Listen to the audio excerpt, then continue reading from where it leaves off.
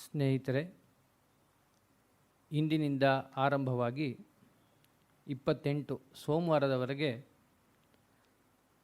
ಲಲಿತಾ ಸಹಸ್ರನಾಮದ ಈ 38ನೆಯ ಸರಣಿಗೆ ತಮಗೆಲ್ಲ ಮತ್ತು ಅಂತರ್ಜಾಲದ ಮೂಲಕ ಈ ಕಾರ್ಯಕ್ರಮದಲ್ಲಿ ಭಾಗವಹಿಸುತ್ತಿರುವ ಎಲ್ಲರಿಗೂ ಕೂಡ ಆತ್ಮೀಯ ಸ್ವಾಗತವನ್ನು ಕೋರ್ತೇನೆ. ಈ ಸರಣಿಯನ್ನು ಆಯೋಜಿಸಿದವರಲ್ಲಿ ಕೆಲವೊಂದು ವಿಶೇಷತೆಗಳನ್ನು ತಮ್ಮೊಡನೆ ಹಂಚ್ಕೋಬೇಕು ಅಂತ ಮೊದಲನಿಗೆ ಶ್ರೀ ಎಸ್ ಶ್ರೀಕಂಠಯ್ಯ ಅವರು ಈ ಸಂಸ್ಥೆಯ ಕಾರ್ಯದರ್ಶಿಯಾಗಿ ಯಶಸ್ವಿಯಾಗಿ ಸುಮಾರು 13-14 ವರ್ಷ ಈ ಸಂಸ್ಥೆಯನ್ನು ಮುನ್ನಡೆಸಿದಂತಹ DVG ಅವರಿಗೆ ಗಣಪತಿಯಾಗಿ ಸಹಕರಿಸಿದ ರಾಮಸ್ವಾಮಿಗಳಿಗೂ ಕೂಡ ಇವರು ಮೇಷ್ಟ್ರಾಗಿದ್ದರು. ಪಕ್ಕದ ಬೀದಿಯಲ್ಲಿ ಇದ್ದು ಈ ಸಂಸ್ಥೆಯ ದಿನನಿತ್ಯದ ಕಾರ್ಯಕ್ರಮದಲ್ಲಿ ಭಾಗವಹಿಸಿ ತಮ್ಮ ಸಂಧ್ಯಾಕಾಲದಲ್ಲಿ ಬ್ರಹ್ಮಚೈತನ್ಯ ಗುರು ಮಹಾರಾಜರ ಸ್ಮರಣೆಯಲ್ಲಿ ದತ್ತಿಯನ್ನು ಸ್ಥಾಪಿಸಿದರು. ಹೀಗೆ ಅವರು ನೀಡಿದ ಈ ದತ್ತಿಯ ಒಂದು ಆಶ್ರಯದಲ್ಲಿ ಹಾಗೆ ಶ್ರೀ ಗುಂಡೈ ಶೆಟ್ಟಿ ಅಂತ ಹೇಳಿ ಇದೇ ರೀತಿ ಪ್ರವಚನ ಮಾಲೆಗೆ ಬಂದವರು. ಅವರು ಅವರ ತಾಯಿಯ ಹೆಸರಲ್ಲಿ ಸ್ಥಾಪಿಸಿದಂಥ ದತ್ತಿಯ ಹೆಸರು.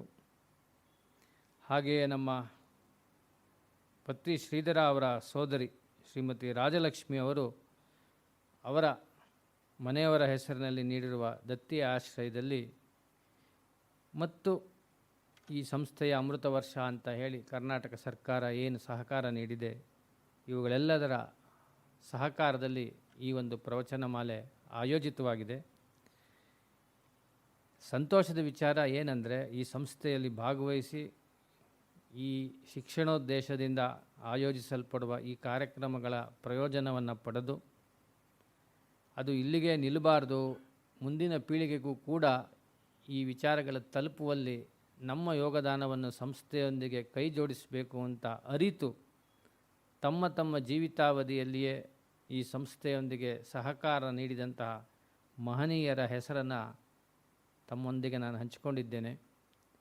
ಇವರೆಲ್ಲರಿಗೂ, ಇವರ ಕುಟುಂಬದ ಎಲ್ಲ ಸದಸ್ಯರಿಗೂ ಕೂಡ ಭಗವಂತನ ವಿಶೇಷ ಕೃಪೆ ಹರಿದು ಬರಲಿ ಅಂತ ಈ ಸಂದರ್ಭದಲ್ಲಿ ಪ್ರಾರ್ಥನೆ ಮಾಡ್ತೇನೆ. ವಿದ್ವಾನ್ ಗಣೇಶ್ ಭಟ್ ಹೋಬಳಿ ಅವರು ತಮಗೆಲ್ಲ ತಿಳಿದಿರುವಂತೆ ಕಳೆದ 1.5 ದಶಕಕ್ಕೂ ಹೆಚ್ಚು ಈ ಸಂಸ್ಥೆಯ ಒಡನಾಟ ಇಟ್ಟುಕೊಂಡು ಎಲ್ಲ ಏಳು ಬೀಳುಗಳ ಮಧ್ಯದಲ್ಲಿಯೂ ಕೂಡ ಇಲ್ಲಿ ನಡೆಯತಕ್ಕಂಥ ಪ್ರವಚನ ಮಾಲೆಗೆ ತಮ್ಮ ತನುಮನ ಧನವನ್ನು ಧಾರೆ ಎರೆದು ನಡೆಸಿಕೊಡ್ತಾ ಬಂದಿದ್ದಾರೆ. ಅವರಿಗೆ ತಮ್ಮೆಲ್ಲರ ಪರವಾಗಿ, ಸಂಸ್ಥೆಯ ಪರವಾಗಿ ಭಕ್ತಿಪೂರ್ವಕ ಸ್ವಾಗತವನ್ನು ಕೋರಿ ಇಂದಿನ ಲಲಿತಾ ಸಹಸ್ರನಾಮ ಪ್ರವಚನ ಮಾಲೆಯ ಚಿಂತನೆಗೆ ಮುಂದಾಗಬೇಕು ಅಂತ ಪ್ರಾರ್ಥನೆ ಮಾಡ್ತೇನೆ. ನಮಸ್ಕಾರ.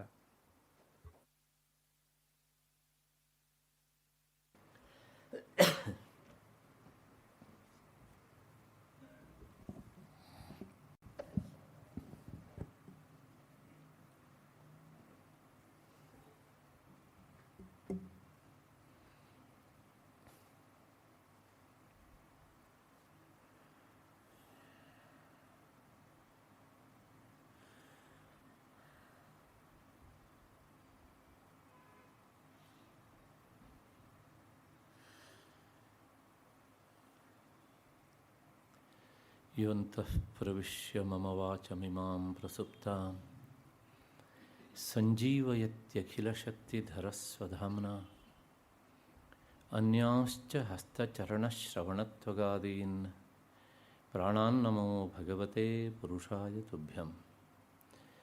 ಯಾ ವರ್ಣಪದವಾಕ್ಯಾರ್ಥಗದ್ಯಪದ್ಯಸ್ವರೂಪಿಣಿ ವಾಚಿ ನರ್ತಯತು ಕ್ಷಿಪ್ರಂ ಮೇಧಾಂ ದೇವಿ ಸರಸ್ವತಿ. ಶ್ರುತಿಸ್ಮೃತಿಪುರಾಣಾನಾಂ ಆಲಯಂ ಕರುಣಾಲಯಂ ನಮಾಮಿ ಭಗವತ್ಪಾದಂ ಶಂಕರಂ ಲೋಕಶಂಕರಂ. ಸಿಂಧೂರಾರುಣವಿಗ್ರಹಾಂ ತ್ರಿನಯನಾಂ ಮಾಣಿಕ್ಯಮೌಲಿಸ್ಫುರತ್ ತಾರಾನಾಯಕಶೇಖರಾಂ ಸ್ಮಿತಮುಖೀಂ ಆಪೀನವಕ್ಷೋರುಹಾಂ. ಪಾಣಿಭ್ಯಾಂ ಅಲಿಪೂರ್ಣರತ್ನಚಷಕಂ ರಕ್ತೋತ್ಪಲಂ ಬಿಭ್ರತೀಂ ಸೌಮ್ಯಾಂ ರತ್ನಘಟಸ್ಥ ರಕ್ತಚರಣಾಂ ಧ್ಯಾಯೇತ್ ಪರಾಮಂಬಿಕಾಂ. ದೃಶಾ ದ್ರಾಘೀಯಸ್ಯ ದರದಲಿತ ನೀಲೋತ್ಪಲರುಚ ದವೀಯಾಂಸಂ ದೀನಂ ಸ್ನಪಯ ಕೃಪಯಾ ಮಾಮಪಿ ಶಿವೆ. ಅನೇನಾಯಂ ಧನ್ಯೋ ಭವತಿ ನಚತೆ ಹಾನಿರಿಯತ ವನೇ ವಾ ಹರ್ಮ್ಯೇ ವಾ ಸಮಕರ ನಿಪಾತೋ ಹಿಮಕರಃ. ವನೇ ವಾ ಹರ್ಮ್ಯೇ ವಾ ಸಮಕರ ನಿಪಾತೋ ಹಿಮಕರಃ. ನನ್ನ ಲಲಿತಾ ಸಹಸ್ರನಾಮದ ಬಂಧುಗಳೇ, ಹಿರಿಯರೇ, ಈ ಸರಣಿಗೆ ದತ್ತಿ ನ್ಯಾಸಕರ್ತರಾಗಿ ಸಹಕರಿಸಿದಂತಹ ಶ್ರೀ MS ಶ್ರೀಕಂಠಯ್ಯ ಮತ್ತು ಶ್ರೀಮತಿ ವರಲಕ್ಷ್ಮಮ್ಮ, ಶ್ರೀ ಗುಂಡೇಶೆಟ್ಟಿ, ಶ್ರೀ DK ಸತ್ಯನಾರಾಯಣ, ಈ ಎಲ್ಲ ಪರಿವಾರದವರನ್ನು ಮತ್ತು ಕನ್ನಡ ಮತ್ತು ಸಂಸ್ಕೃತಿ ನಿರ್ದೇಶನಾಲಯ ವಿಭಾಗವನ್ನು ಸ್ಮರಿಸ್ತಾ, ನನ್ನ ಮತ್ತು ನಿಮ್ಮೆಲ್ಲರ ಹೃನ್ಮಂದಿರವನ್ನು ಬೆಳಗ್ತಾ ಇರುವಂತಹ ಶ್ರೀಮಾತಾ ಎನ್ನುವಂತಹ ಆ ಮಹಾಚೈತನ್ಯ ಸ್ವರೂಪಿಣಿಗೆ ಅನಂತ ಪ್ರಣಾಮಗಳನ್ನು ಸಲ್ಲಿಸಿ ಈ ಸರಣಿಯ ಈ ಮೊದಲ ದಿನದ ಚಿಂತನೆಗೆ ಮುಂದಾಗ್ತಾ ಇದ್ದೇನೆ. ಹಿಂದೆ ಜನವರಿ ತಿಂಗಳಲ್ಲಿ ನಾವು ಸೇರಿದಾಗ 875ನೇ ನಾಮ ತ್ರಿಪುರಮಾಲಿನಿ ಎನ್ನುವಂತಹ ನಾಮದವರೆಗೆ ನಾವು ಚಿಂತನೆಯನ್ನು ಮಾಡಿದ್ವಿ. ಆ ನಾಮದ ವಿವರಣೆಯನ್ನು ನಾನು ಹೇಳಿದ್ದೇನೆ. ಶ್ರೀಚಕ್ರದಲ್ಲಿರುವಂತಹ ಅದನ್ನು ತೋರಿಸಿದ್ದೇನೆ ನಾನು ಚಾರ್ಟ್ ಇಟ್ಕೊಂಡು. ಅಂತರ್ದಶಾರ ಚಕ್ರದ ಅಭಿಮಾನಿ ದೇವತೆಗೆ ತ್ರಿಪುರಮಾಲಿನಿ ಅಂತ ಹೆಸರು. ಆ ರೂಪದಲ್ಲಿ ಇರುವವಳಾದ್ದರಿಂದ ಜಗನ್ಮಾತೆಯಾದಂಥ ಲಲಿತಾ ಪರಮೇಶ್ವರಿಗೂ ಸಹ ತ್ರಿಪುರಮಾಲಿನಿ ಅಂತ ಹೆಸರು. ಇದೆಲ್ಲ ತಂತ್ರಶಾಸ್ತ್ರದ ಹಿನ್ನೆಲೆಯಲ್ಲಿ ಬಂದಂತಹ ನಾಮಗಳಾದ್ದರಿಂದ ಕೇವಲ ಪುಸ್ತಕದಲ್ಲಿ ತ್ರಿಪುರಮಾಲಿನಿ ಅಂತ ಬರೆದಿದ್ದು ಅಷ್ಟನ್ನು ಮಾತ್ರ ಹೇಳಿದರೆ ಏನೂ ಅರ್ಥ ಆಗೋದಿಲ್ಲ ನಮಗೆ. ಎಷ್ಟೋ ಕಡೆಗೆ ಆ ಪಟ ಇದ್ದಾಗ ಮಾತ್ರ ಅಷ್ಟೋ ಇಷ್ಟೋ ನಮ್ಮ ತಲೆಗೆ ಹೋಗ್ತದೆ. ಹಾಗಿಲ್ಲದೆ ಇದ್ದರೆ ನಾವು ತೀರಾ ಒಂದು ರೀತಿಯ ಅಸಹಾಯಕತೆಯಿಂದ ಕೈ ಕಟ್ಟಿ ಕುಳಿತುಕೊಳ್ಬೇಕಾಗ್ತದೆ. ಯಾಕೆಂದರೆ ಅದು ತಂತ್ರಶಾಸ್ತ್ರದ ಒಂದು ಸ್ವಭಾವ. ಅದು ಅಷ್ಟು ಹಿನ್ನೆಲೆಯಲ್ಲಿ ಮತ್ತು ಮುಂದಿನ ನಾಮಕ್ಕೆ ನಾವು ಹೋಗಬೇಕು. 876ನೇ ನಾಮ ಇವತ್ತಿನಿಂದ ಇದು ಪ್ರಾರಂಭ ಆಗುವಂಥದ್ದು. ನಿರಾಮಯ ಅಂತ ಚತುರ್ಥಿ ವಿಭಕ್ತಿಯಲ್ಲಿ ಹೇಳುವಾಗ ಇದನ್ನು ನಿರಾಮಯಾಯೈ ನಮಃ ಅಂತ ಹೇಳಬೇಕು. ಹಿಂದಿನ ನಾಮವನ್ನು ತ್ರಿಪುರಮಾಲಿನ್ಯೈ ನಮಃ ಅಂತ ಹೇಳಬೇಕು. ಇದರ ಜೊತೆಗೆ ಒಂದು ವಿಷಯನ ಹೇಳಿಬಿಡ್ತೇನೆ. ಸ್ತೋತ್ರಗಳಲ್ಲೆಲ್ಲ ಲಲಿತಾ ಸಹಸ್ರನಾಮ ಸ್ತೋತ್ರ ಸ್ವಲ್ಪ ಜಟಿಲ. ಅದರೊಳಗೂ ಸಹ ಸ್ತೋತ್ರಕ್ಕಿಂತ ನಾಮಗಳಿದ್ದಾವಲ್ಲ, ಚತುರ್ಥಿ ವಿಭಕ್ತಿಯಂತವಾಗಿ ಹೇಳುವುದು ಅದು ಇನ್ನೂ ಜಟಿಲ. ಹಾಗಾಗಿ ಸ್ತೋತ್ರ ಬಂದವರಿಗೆ ಎಲ್ಲರಿಗೂ ಸಹ ಸಹಸ್ರನಾಮ ಪಾರಾಯಣ ಮಾಡಲಿಕ್ಕೆ ಸುಲಭವಾಗಿ ಬರ್ತದೆ ಅಂತ ಅಂದುಕೊಳ್ಳಬಾರದು. ಪಾರಾಯಣ ಮಾಡುವವರಿಗೆ ಗೊತ್ತಾಗ್ತದೆ. ಯಾಕೆಂದರೆ ಸ್ತೋತ್ರದಲ್ಲಾದ್ರೆ ಏನಾಗುತ್ತೆ, ಎಲ್ಲ ನಾಮಗಳು ಪ್ರಥಮಾ ವಿಭಕ್ತಿಯಂತವಾಗಿರ್ತವೆ, ಸುಲಲಿತವಾಗಿ ಹೋಗಿಬಿಡುತ್ತೆ.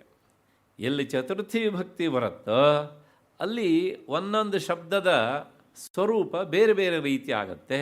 ಆವಾಗ ತೊಡಕು ಎದುರಾಗುತ್ತೆ. ಅಷ್ಟು ಹಿನ್ನೆಲೆಯಲ್ಲಿ ನಿರಾಮಯ ಎನ್ನುವಂತಹ ಈ ಶಬ್ದ ಆಕಾರಾಂತ ಸ್ತ್ರೀಲಿಂಗವಾದದ್ರಿಂದ ಅದನ್ನು ಚತುರ್ಥಿ ವಿಭಕ್ತಿಯಲ್ಲಿ ಹೇಳುವಾಗ ನಿರಾಮಯಾಯೈ ನಮಃ ಅಂತ ಹೇಳಬೇಕು. ಆಯಿತು. ಈಗ ಒಂದು ಪ್ರಶ್ನೆ, ನಿರಾಮಯ ಅಂದರೆ ಏನು ಅಂತ ಸದ್ಯ ಗೊತ್ತಿಲ್ಲದೆ ಇದ್ದವ್ರಿಗೆ ಕೈ ಸಿಕ್ಬಿಟ್ರೆ ಇದು ನೀರಾಮಯ್ಯ ಅಂತ ಆಗ್ಬಿಡುತ್ತೆ ಅಷ್ಟೇ. ದಯವಿಟ್ಟು ಪಾರಾಯಣ ಮಾಡಬೇಕಿದ್ರೆ ಆ ನೀಯನ್ನು ಎಳಿಬೇಡಿ ಅಷ್ಟೇ. ಅವಾಗ ಕೇಳಬೇಕಾಗತ್ತೆ. ಹಾಗೇನಾದ್ರು ಆಗಿಬಿಟ್ರೆ ಅದರಿಂದ ನಮಗೇನು ಫಲ ಅಂತ ಕೇಳಿದರೆ, ಅದರಿಂದ ನಾವು ನಿರೀಕ್ಷಣೆ ಮಾಡಿದ ಫಲಕ್ಕಿಂತ ನಿರೀಕ್ಷಿಸದೇ ಇರುವ ಫಲ ಆಗುವುದೇ ಹೆಚ್ಚು. ನಿರಾಮಯ ಅನ್ನುವಲ್ಲಿ ಆಮಯ ಅಂತ ಒಂದು ಶಬ್ದ, ನಿರ್ ಎನ್ನುವಂಥದ್ದು ಒಂದು ಉಪಸರ್ಗ. ಉಪಸರ್ಗ ಅಂದರೆ ಪ್ರಿಪೋಸಿಷನ್ ಅಂತ ಇಂಗ್ಲೀಷಲ್ಲಿ ಕರಿತೇವಲ್ಲ ಅದು. ಆ ನಿರ್ ಅನ್ನೋದು ಏನು ಹೇಳುತ್ತೆ ಅಂದರೆ ಇಲ್ಲ ಅಂತ ಹೇಳುತ್ತೆ. ಆಮಯ ಅಂದರೆ ವ್ಯಾಧಿ ಅಥವಾ ಆಧಿ. ದೇಹಕ್ಕೆ ಬರುವ ಕಾಯಿಲೆಗೆ ವ್ಯಾಧಿ ಅಂತ ಹೆಸರು, ಮನಸ್ಸಿಗೆ ಬರುವ ಕಾಯಿಲೆಗೆ ಆಧಿ ಅಂತ ಹೆಸರು. ಪುಂಸ್ಯಾಧಿರ್ಮಾನಸೀ ವ್ಯಥಾ ಅಂತ ಕೋಶ. ಅಷ್ಟು ಹಿನ್ನೆಲೆಯಲ್ಲಿ ಏನು ಹೇಳ್ದಂಗಾಯಿತು ಕೇಳಿದರೆ, ಕಾಯಿಲೆಗಳು ಇಲ್ಲದೆ ಇರುವವಳು ಅಂತಾಯಿತು. ಹೀಗೆ ಹೇಳುವುದರ ಮೂಲಕ ಈ ನಾಮ ನಮಗೆ ಒಂದು ಗುಟ್ಟನ್ನು ಹೇಳುತ್ತೆ. ಇಲ್ಲಿ ತುಂಬ ಕಾಯಿಲೆಯಿಂದ ಪೀಡಿತರಾದವರು ಮನೆಯಲ್ಲಿ ಇದ್ದರೆ, ಅವರಿಗೆ ಹೇಳಲಿಕ್ಕೆ ಬರದೇ ಇದ್ದಾಗ ಅವರ ಪರವಾಗಿ ಆದರೂ ಸಹ ಈ ನಾಮವನ್ನು ಒಂದಿಷ್ಟು ಸಂಖ್ಯೆಯಲ್ಲಿ ಅವರ ಕಿವಿಯಲ್ಲಿ ಕೇಳುವ ಹಾಗೆ ಹೇಳಿದರೆ ಅವರ ಕಾಯಿಲೆ ದೂರವಾಗ್ತದೆ ಎನ್ನುವಂತಹದನ್ನು ಪ್ರಾಚೀನರು ಹೇಳಿದ್ದನ್ನು ಇಲ್ಲಿ ನಾನು ಸ್ಮರಿಸಿಕೊಳ್ತಾ ಇದ್ದೇನೆ. ಆಯಿತು. ಜಗನ್ಮಾತೆ ಕಾಯಿಲೆ ಇಲ್ಲದೇ ಇರುವವಳು, ಇಷ್ಟು ನಾಮದ ಅರ್ಥ. ಅವಳಿಗೆ ಯಾಕೆ ಕಾಯಿಲೆ ಇಲ್ಲ, ನಮಗೆ ಯಾಕೆ ಕಾಯಿಲೆ ಉಂಟು, ಇದು ಪ್ರಶ್ನೆ. ನೋಡಿ, ಕಾಯಿಲೆ ಅಂದರೆ ರೋಗ ರುಜಿನಗಳು ಯಾವುದಕ್ಕೆ ಬರ್ತವೆ? ದೇಹಕ್ಕೆ ಬರ್ತವೆ ಅಲ್ವಾ? ಜಗನ್ಮಾತೆಗೆ ನಿರ್ದಿಷ್ಟವಾದ ಗೊತ್ತಾದ ಒಂದು ದೇಹವೇ ಇಲ್ಲ. ಯಾಕೆಂದರೆ ನಾನು ಪದೇ ಪದೇ ಹೇಳಿದ್ದೇನೆ, ಲಾಗಾಯಿತು ಹೇಳ್ತಾ ಬಂದಿದ್ದೇನೆ, ಅವಳು ಚೈತನ್ಯ ಸ್ವರೂಪಿಣಿ ಅಂತ. ಚೈತನ್ಯ ಸ್ವರೂಪಿಣಿ ಆದವಳಿಗೆ ರೋಗ ಬರುವುದಾದರೂ ಹೇಗೆ? ದೇಹ ಇದ್ದವರಿಗೆ ಕಾಯಿಲೆ, ಕೇವಲ ಶುದ್ಧ ಚೈತನ್ಯಕ್ಕೆ ಯಾವ ಕಾಯಿಲೆನೂ ಇಲ್ಲ. ಆದ್ದರಿಂದ ಅವಳು ನಿರಾಮಯಳು, ಇದು ಒಂದರ್ಥ. ಇನ್ನೊಂದು, ಅಲ್ಲ, ಅವಳಿಗೆ ಮನಸ್ಸಿದೆಯಲ್ಲ, ಅವಳಿಗೆ ಮಾನಸಿಕವಾದ ಕಾಯಿಲೆ ಬರ್ಬೋದಲ್ಲ ಅಂತ ಯಾರಾದರೂ ಊಹೆ ಮಾಡಿಕೊಂಡು ಕೇಳಿದರೆ ಅದು ಆಗದು. ಅವಳಿಗೆ ಮನಸ್ಸಿಲ್ಲ, ಮನಸ್ಸು ಅವಳಲ್ಲಿ ಆರೋಪಿತವಾಗಿದೆ. ಮನಸ್ಸಿಗೆ ಅವಳು ಆಧಾರಳಾಗಿದ್ದಾಳೆ. ಹಾಗಾಗಿ ಆ ಮನಸ್ಸು ಅವಳಲ್ಲಿ ಆಧಾರ ಪಡೆದದ್ರಿಂದ ಆಧೇಯವಾದ ಮನಸ್ಸಿಗೆ ಕಾಯಿಲೆ ಬರಬಹುದೇ ಅಷ್ಟೇ ಹೊರತೂ ಸಹ ಆಧಾರವಾದಂತಹ ಚೈತನ್ಯ ಸ್ವರೂಪಿಣಿಗೆ ಯಾವ ಕಾಯಿಲೆಯೂ ಇಲ್ಲ. ಆದ್ದರಿಂದ ಆಕೆ ನಿರಾಮಯಳು ಅಂತ ಆಯಿತು. ಇಷ್ಟಾದ ಮೇಲೆ ಅಂದರೆ ಇನ್ನೊಂದರ್ಥ ಏನು ಕೇಳಿದರೆ, ಅವಳಿಗೆ ಕಾಯಿಲೆ ಇಲ್ಲ, ಆದ್ದರಿಂದಲೇ ಆಕೆ ತನ್ನ ಭಕ್ತರ ಕಾಯಿಲೆಯನ್ನು ದೂರ ಮಾಡಬಲ್ಲಳು. ಯಾವ ಕಾಯಿಲೆ ಅಂದರೆ ಹುಟ್ಟು ಸಾವುಗಳು ಎನ್ನುವಂಥದ್ದು ಮಹಾಕಾಯಿಲೆ. ಈ ಕಾಯಿಲೆಯನ್ನು ಅವಳು ದೂರ ಮಾಡಬಲ್ಲಳು. ಹಾಗಾಗಿ ಅವಳ ಇನ್ನೊಂದು ಹೆಸರು ಭವರೋಗ ಹಂತ್ರಿ, ಭವರೋಗ ಭಿಷಕ್. ಆಕೆ ಭಿಷಕ್ ಅಂದರೆ ವೈದ್ಯ. ಇಷ್ಟು ಹಿನ್ನೆಲೆಯಲ್ಲಿ ಅವಳಿಗೆ ಯಾವುದೇ ರೀತಿಯ ಕಾಯಿಲೆ ಇಲ್ಲ. ಇದಿಷ್ಟು ಸೌಭಾಗ್ಯ ಭಾಸ್ಕರ ವ್ಯಾಖ್ಯಾನದ ಹಿನ್ನೆಲೆಯಲ್ಲಿ ಹೇಳಿದ್ದೇನೆ. ಇನ್ನು ಚಂದ್ರಿಕಾ ವ್ಯಾಖ್ಯಾನ ವೈದ್ಯನಾಥ ದೀಕ್ಷಿತರದ್ದು, ಅವರು ಹೇಳ್ತಾರೆ, ನಿತ್ಯ ಕಲ್ಯಾಣ ಸ್ವರೂಪತ್ವಾತ್, ಅವಳು ಸದಾ ಮಂಗಳ ರೂಪಿಣಿ. ಅವಳ ಹೆಸರಲ್ಲಿ ಮಂಗಳ, ಸರ್ವಮಂಗಳ ಎನ್ನುವಂಥ ಹೆಸರುಗಳು ಸಹ ಬಂದಿವೆ ಹಿಂದೆ. ಹಾಗಾಗಿ ಸದಾ ಮಂಗಳ ಸ್ವರೂಪಳಂಥ ಅವಳಿಗೆ ಅಮಂಗಳದ್ಯೋತಕವಾದಂಥ ಕಾಯಿಲೆಗಳು ಎನ್ನುವಂಥದ್ದು ಇಲ್ಲವೇ ಇಲ್ಲ. ಹಾಗಾಗಿ ಅವಳಿಗೆ ಯಾವ ರೋಗಗಳೂ ಸಹ ಇಲ್ಲ ಅಂತ. ಇಷ್ಟು ಈ ನಾಮದ ಅರ್ಥ. ಮುಂದಿನ ನಾಮ ನಿರಾಲಂಬ ಅಂತ. ನಿರಾಲಂಬ, ಆಲಂಬ ಅಂದರೆ ಆಲಂಬನೆ, ನಿರಾಲಂಬ ಅಂದರೆ ಯಾವುದೇ ಆಲಂಬನ ಇಲ್ಲದೇ ಇರುವವಳು, ಅಂದರೆ ಆಲಂಬನ ರಹಿತಳಾದವಳು ಜಗನ್ಮಾತೆ. ಇದರ ವಿವರಣೆಯನ್ನು ಕೊಡ್ತಾರೆ. ಸರ್ವಾಲಂಬನಸ್ಯ ಆಲಂಬಾಂತರ ಅಯೋಗಾತ್ ನಿರಾಲಂಬ ಅಂತ. ಏಕೆಂದರೆ ಪ್ರತಿಯೊಂದು ನಾಮಗಳಿಗೂ ಸಹ ಸೌಭಾಗ್ಯ ಭಾಸ್ಕರದಲ್ಲಿ ಅವರೊಂದು ವಿವರಣೆಯನ್ನು ಕೊಡ್ತಾರೆ. ಒಂದಲ್ಲ, ಎಷ್ಟು ಅರ್ಥ ಇದೆಯೋ ಅಷ್ಟು ಅರ್ಥಕ್ಕೂ ಒಂದೊಂದು ಬೇರೆ ಬೇರೆ ವಿವರಣೆಯನ್ನೇ ಕೊಡ್ತಾರೆ ಅವರು. ಆ ವಿವರಣೆ ಹಿನ್ನೆಲೆಯಲ್ಲೇ ನಾನು ಎಲ್ಲ ಬೇರೆ ಬೇರೆ ಅರ್ಥಗಳನ್ನು ಹೇಳ್ತಾ ಬಂದಿದ್ದೇನೆ. ಎಷ್ಟೋ ನಾಮಗಳಿಗೆ ಅವರ ವಿವರಣೆ ಇಲ್ಲದೇ ಇದ್ದರೆ ನಮಗೆ ಅರ್ಥವೇ ಆಗುವುದಿಲ್ಲ. ಅಷ್ಟು ಹಿನ್ನೆಲೆಯಲ್ಲಿ ಆಲಂಬನ ಆಶ್ರಯ, ಅವಳಿಗೆ ಯಾವುದೇ ಆಶ್ರಯ ಇಲ್ಲವಂತೆ. ಯಾಕೆ ಅಂತಂದರೆ ನೋಡಿ, ಯಾವುದು ಪರಿಚ್ಛಿನ್ನವಾದ ವಸ್ತುವೋ ಅಂದರೆ ಲಿಮಿಟೆಡ್ ಆಗಿರುತ್ತೋ ಅಂಥ ವಸ್ತುವಿಗೆ ಆಲಂಬನ ಬೇಕಾಗಿರುತ್ತೆ. ಯಾವುದು ಸರ್ವವ್ಯಾಪಕವೋ ಅದಕ್ಕೆ ಆಲಂಬನ ಬೇಕಾಗುವುದಿಲ್ಲ. ಅದೇ ಬೇರೆ ಎಲ್ಲದಕ್ಕೂ ಸಹ ಆಲಂಬನವನ್ನು ನೀಡುತ್ತದೆ. ದೇವಿ ಸರ್ವಕ್ಕೂ ಆಶ್ರಯವಾದವಳಾದ್ದರಿಂದ ಅವಳಿಗೆ ಮತ್ಪುನಃ ಇನ್ನೊಂದು ಆಧಾರ ಎನ್ನುವಂಥದ್ದು ಇಲ್ಲ. ಆಗ ಅಂದರೆ ಅವಳಿಗೂ ಸಹ ಇನ್ನೊಂದು ಆಧಾರ ಇದೆ, ಆಲಂಬನೆ ಇದೆ ಅಂತ ಒಪ್ಪಿಕೊಂಡ್ರೆ ಏನಾಗತ್ತೆ ಅಂತ ಒಂದು ಪ್ರಶ್ನೆ. ಏನಾಗತ್ತೆ ಅಂದರೆ ಅನವಸ್ಥಾ ದೋಷ ಬರುತ್ತೆ. ಅನವಸ್ಥಾ ಅಂದರೆ ಎಂಡೇ ಇರೋದಿಲ್ಲ, ಅದಕ್ಕೆ ಕೊನೆಯೇ ಇರೋದಿಲ್ಲ. ಈಗ ಜಗನ್ಮಾತೆಗೆ ಒಂದು ಆಲಂಬನೆ ಇದೆ ಅಂತ ಅಂದ್ಕೊಳ್ಳೋಣ. ಹಾಗೆ ಇದ್ದ ಆಲಂಬನೆಗೆ ಇನ್ನೊಂದು ಆಲಂಬನೆ ಯಾವುದು ಅಂತ ಪ್ರಶ್ನೆ. ಆ ಆಲಂಬನೆಗೆ ಇನ್ಯಾವುದು ಆಲಂಬನೆ, ಆಲಂಬನೆಗೆ ಇನ್ಯಾವುದು ಆಲಂಬನೆ, ಹೀಗೆ ಉತ್ತರ ಹೇಳಲಿಕ್ಕೆ ಸಾಧ್ಯ ಉಂಟು? ಅದು ಎಂಡ್ಲೆಸ್. ಅದಕ್ಕೋಸ್ಕರಲೇ ಇದು ನಿರಾಲಂಬನಂ ಅಥವಾ ನಿರಾಲಂಬ ಅಂತ ಹೇಳಿದಾಗ ಅವಳಿಗೆ ಯಾವುದೇ ಆಧಾರ ಇಲ್ಲ. ಅದೇ ಅಲ್ಟಿಮೇಟ್ ಆನ್ಸರ್ ಅಷ್ಟೇ. ಯಾಕೆ ಅಂದರೆ ಅವಳು ಸರ್ವಾಧಾರಳು. ಎಲ್ಲವದಕ್ಕೂ ಯಾವುದು ಆಧಾರವಾಗಿರುತ್ತೋ ಅದಕ್ಕೆ ಇನ್ನೊಂದು ಆಧಾರ ಎನ್ನುವಂಥದ್ದು ಬೇಕಾಗುವುದಿಲ್ಲ. ಅದಕ್ಕೋಸ್ಕರ ಸರ್ವಾಧಾರಳಾದಂಥ ಅವಳಿಗೆ ಇನ್ನೊಂದು ಆಧಾರ ಇಲ್ಲ. ಇಷ್ಟು ಸೌಭಾಗ್ಯ ಭಾಸ್ಕರದ ವಿವರಣೆ. ಚಂದ್ರಿಕಾ ವ್ಯಾಖ್ಯಾನದವರು ಹೇಳ್ತಾರೆ, ನಾಸ್ತಿ ಆಲಂಬಾಂತರಂ ಯಸ್ಯಾಹ ಸಾ ಅಂತ. ಅಂದರೆ ಅವಳಿಗೆ ಯಾವ, ಅದೇ ಮೊದಲು ಹೇಳಿದ ಅರ್ಥದನ್ನೇ ಇವರು ಹೇಳ್ತಾರೆ,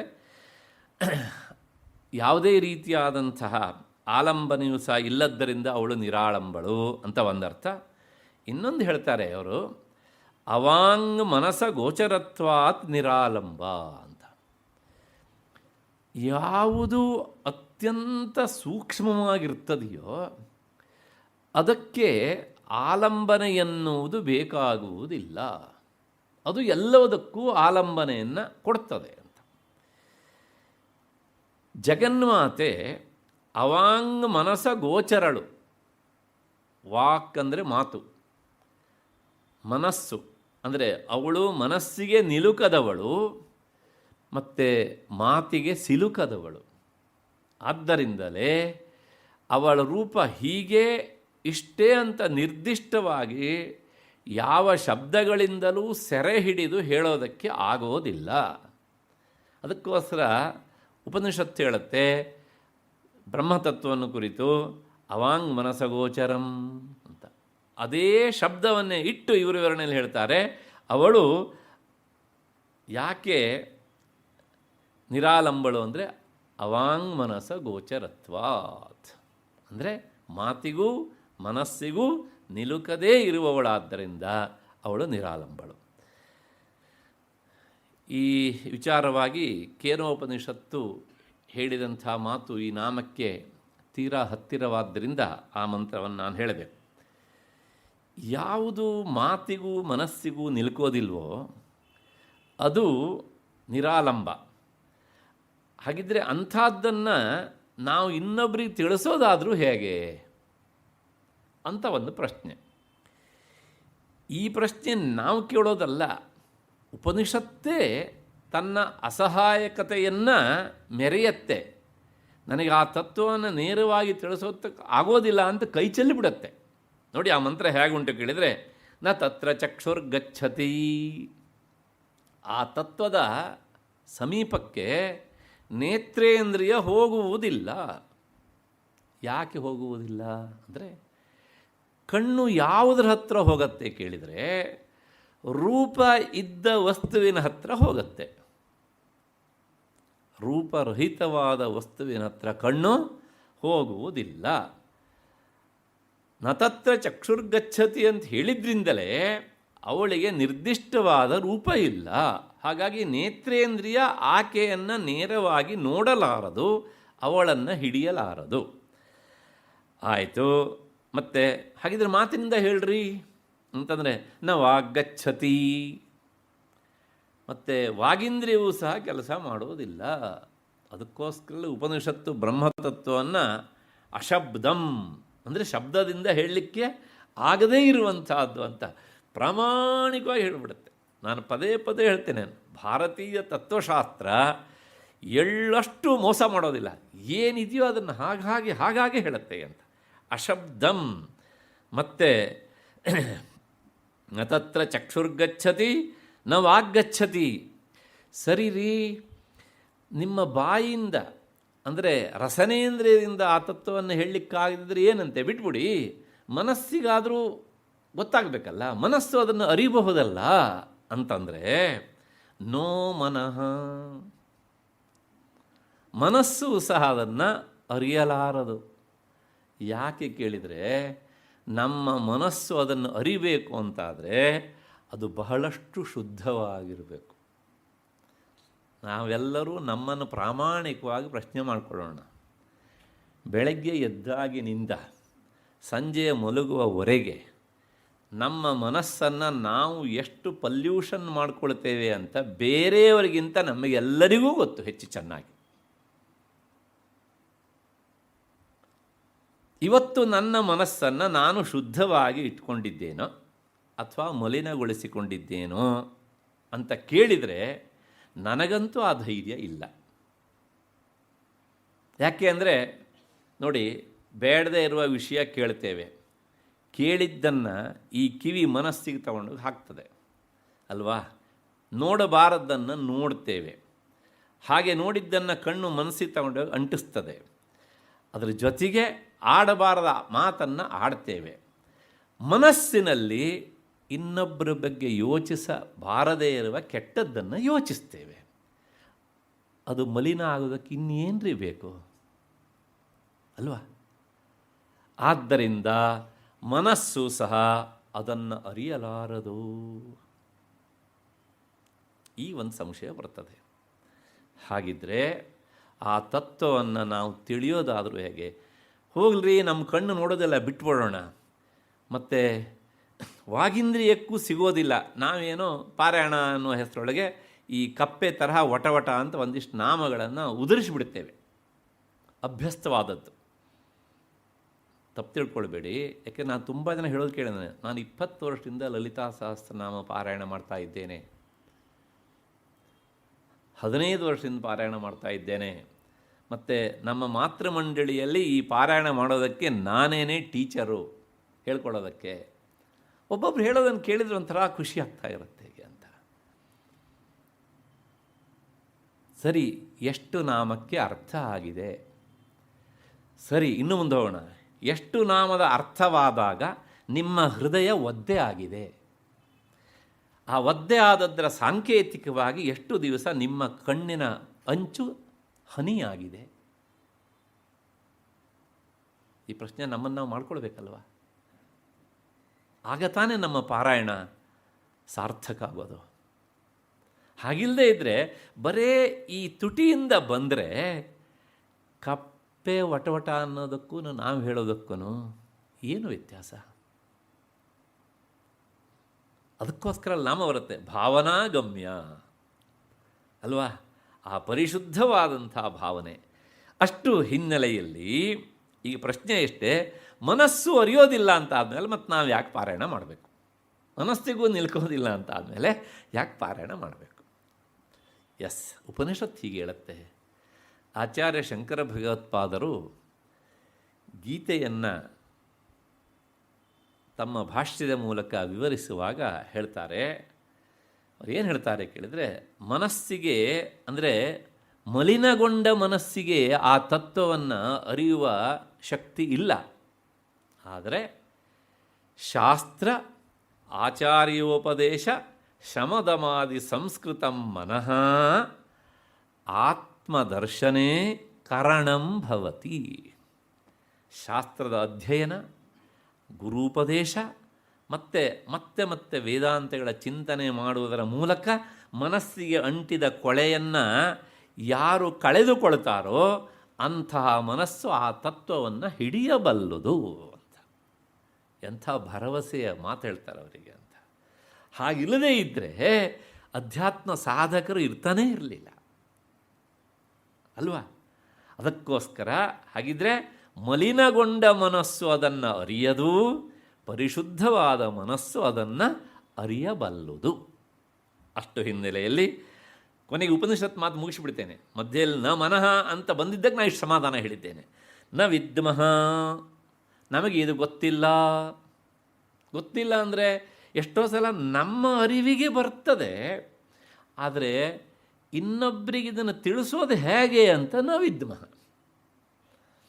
ಯಾವುದನ್ನು ಶಬ್ದದಿಂದ ಹೇಳಲಿಕ್ಕೆ ಆಗುವುದಿಲ್ಲವೋ ಅದನ್ನು ಶಬ್ದದಿಂದಲೇ ಹೇಳಿ ಇನ್ನೊಬ್ಬರಿಗೆ ತಿಳಿಸಬೇಕು ಅಂತಾದರೆ ಅದರಂಥ ಕಷ್ಟ ಇನ್ನೊಂದು ಉಂಟನ್ರಿ ಅಲ್ವಾ? ನಾನು ಪದೇ ಪದೇ ಹೇಳ್ತೇನೆ, ವೇದಾಂತ ವಿಚಾರ ಪಕ್ಕಕ್ಕಿಟ್ಟುಬಿಡೋಣ.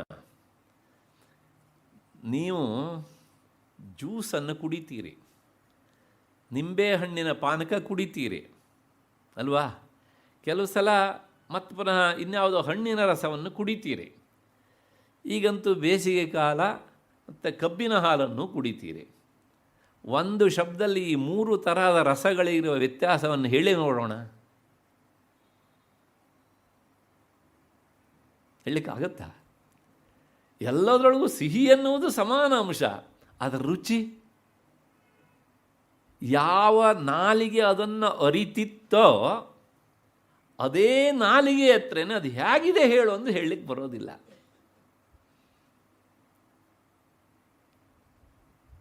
ಲೌಕಿಕ ವಿಷಯಗಳೇ ಹೀಗಾದರೆ ಇನ್ನು ವೇದಾಂತ ತತ್ವವನ್ನು ಅಂದರೆ ಯಾವುದು ಶಬ್ದಕ್ಕೆ ಅಥವಾ ರಸನೇಂದ್ರಿಯಕ್ಕೆ ನಿಲ್ಕೋದಿಲ್ವೋ, ಶಬ್ದದಿಂದ ಹೇಳಲಿಕ್ಕೆ ಆಗೋದಿಲ್ವೋ ಅದನ್ನು ಶಬ್ದದಿಂದ ಹೇಳಬೇಕು ಅಂದರೆ ಹೇಗೆ ಹೇಳೋದು?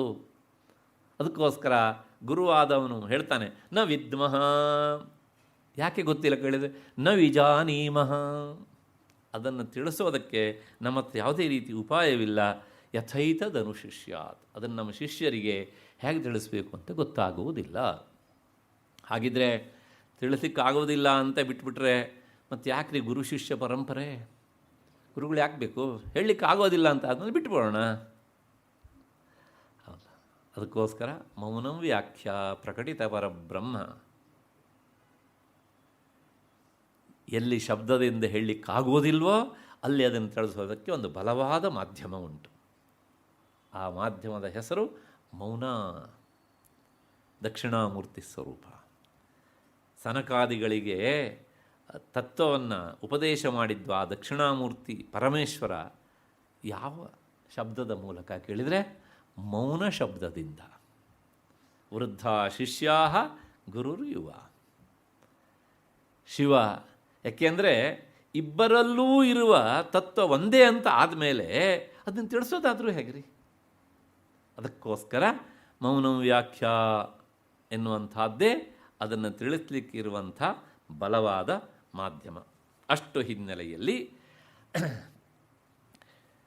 ಶಾಸ್ತ್ರಾಚಾರ್ಯ ಶಮದಮಾದಿ ಸಂಸ್ಕೃತಂ ಮನಃ ಆತ್ಮದರ್ಶನೇ ಕರಣಂ ಎನ್ನುವ ಹಿನ್ನೆಲೆಯಲ್ಲಿ ಆಕೆ ಯದ್ಯಪಿ ಅವಾಂಗ್ ಮನಸ ಗೋಚರಳು, ಆದರೂ ಸಹ ಇಂತಹ ಸುಸಂಸ್ಕೃತವಾದ ಮನಸ್ಸಿಗೆ ನಿಲುಕಬಲ್ಲಳು ಎನ್ನುವಂಥ ಸಮಾಧಾನದ ಮಾತಿನೊಂದಿಗೆ ಈ ನಾಮ ಆಯಿತು ಅಂತ ಅಂದ್ಕೊಳ್ಳೋಣ. ಮುಂದಿನ ನಾಮ 878ನೇ ನಾಮ ಸ್ವಾತ್ಮಾರಾಮ. ಸ್ವಾತ್ಮಾರಾಮ ಅಂದರೆ ತನ್ನಲ್ಲಿಯೇ ತಾನು ರಮಿಸುವವಳು.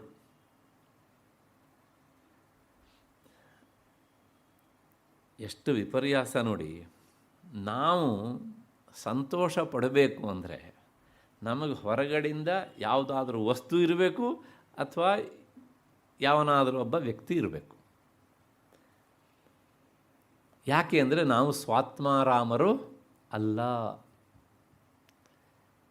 ಜ್ಞಾನಿಗಳಾದವರು ಸ್ವಾತ್ಮಾರಾಮರು. ಆ ಜ್ಞಾನಿಗಳಿಗೆಲ್ಲ ಮಹಾಜ್ಞಾನ ಸ್ವರೂಪಿಣಿಯ ಅಂತ ಜಗನ್ಮಾತೆ ಅವಳು ಸ್ವಾತ್ಮಾರಾಮಳು ಅನ್ನೋದ್ರೊಳಗೆ ಏನೂ ಆಶ್ಚರ್ಯ ಇಲ್ಲ. ಹಾಗಿದ್ರೆ ಏನು ಇದರ ವಿವರಣೆ? ಸ್ವಾತ್ಮನ್ನೇವ ಆರಾಮ ಕ್ರೀಡನಂ ಯಸ್ಯಾಹ ಸಾ ಅಂತ. ಆರಾಮ ಅಂದರೆ ರಮಿಸುವಿಕೆ, ಅಂದರೆ ಕ್ರೀಡೆ.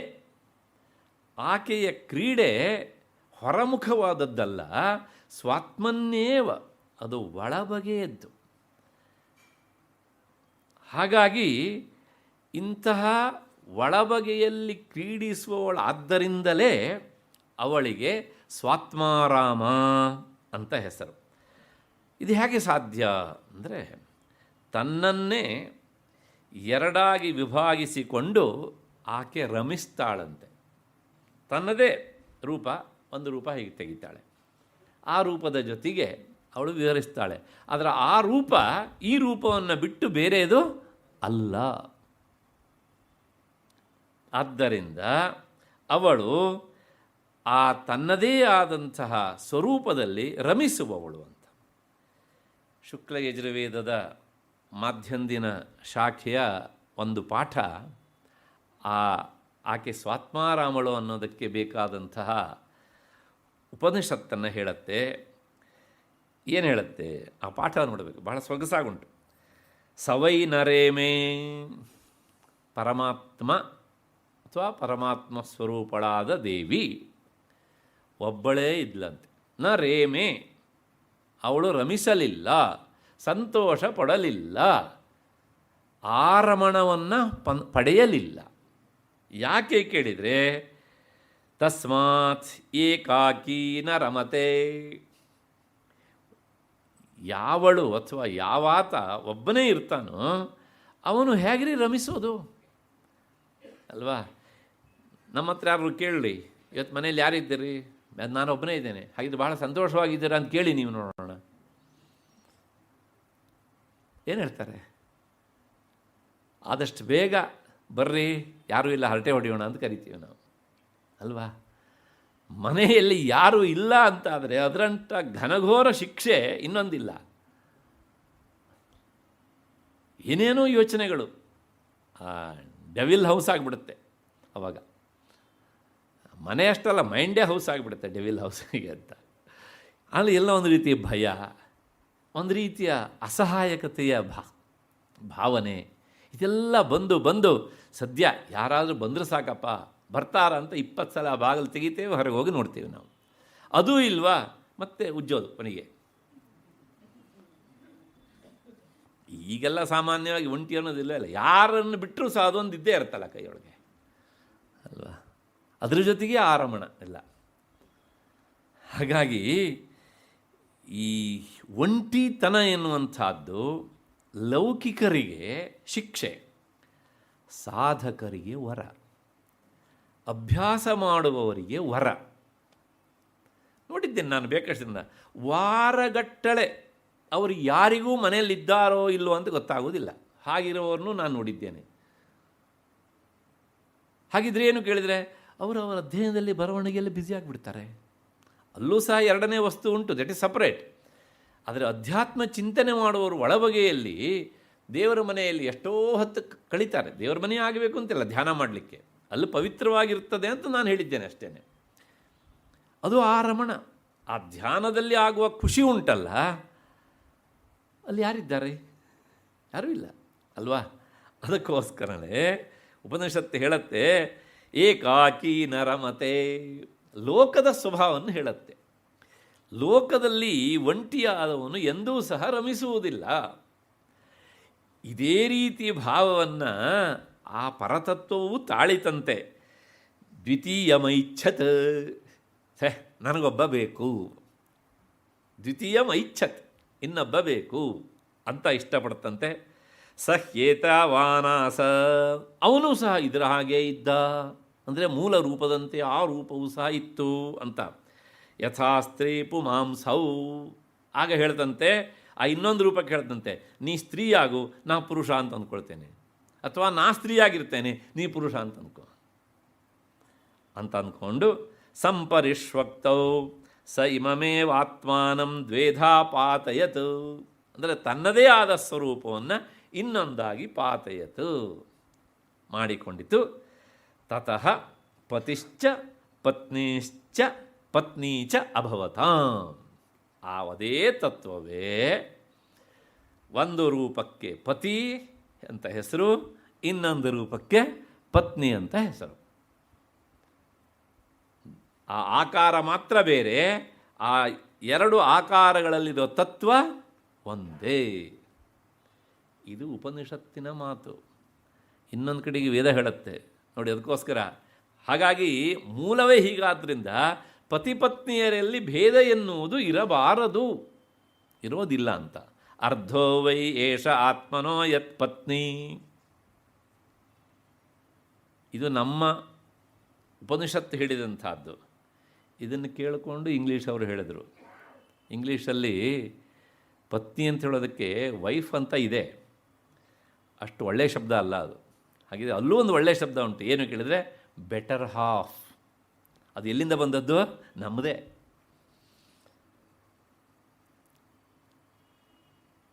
ವೈಫ್ ಅಂದರೆ ಹೇಗಿರುತ್ತೆ, ಬೆಟರ್ ಹಾಫ್ ಅಂದರೆ ಹೇಗಿರುತ್ತೆ. ಆ ಬೆಟರ್ ಹಾಫ್ ಅನ್ನುವ ಶಬ್ದದ ಹಿಂದೆ ಉಪನಿಷತ್ತಿನ ಛಾಯೆ ಉಂಟು ಅಲ್ವಾ? ಅದಕ್ಕಿಂತ ಹೆಚ್ಚಿಗೆ ನೀನು ನನ್ನ ಅರ್ಧಾಂಶ ಅಂತ ಪೂರ್ಣವಾಗಿ ಒಪ್ಪಿಕೊಂಡು ಹೇಳಿದ ಹಾಗೆ.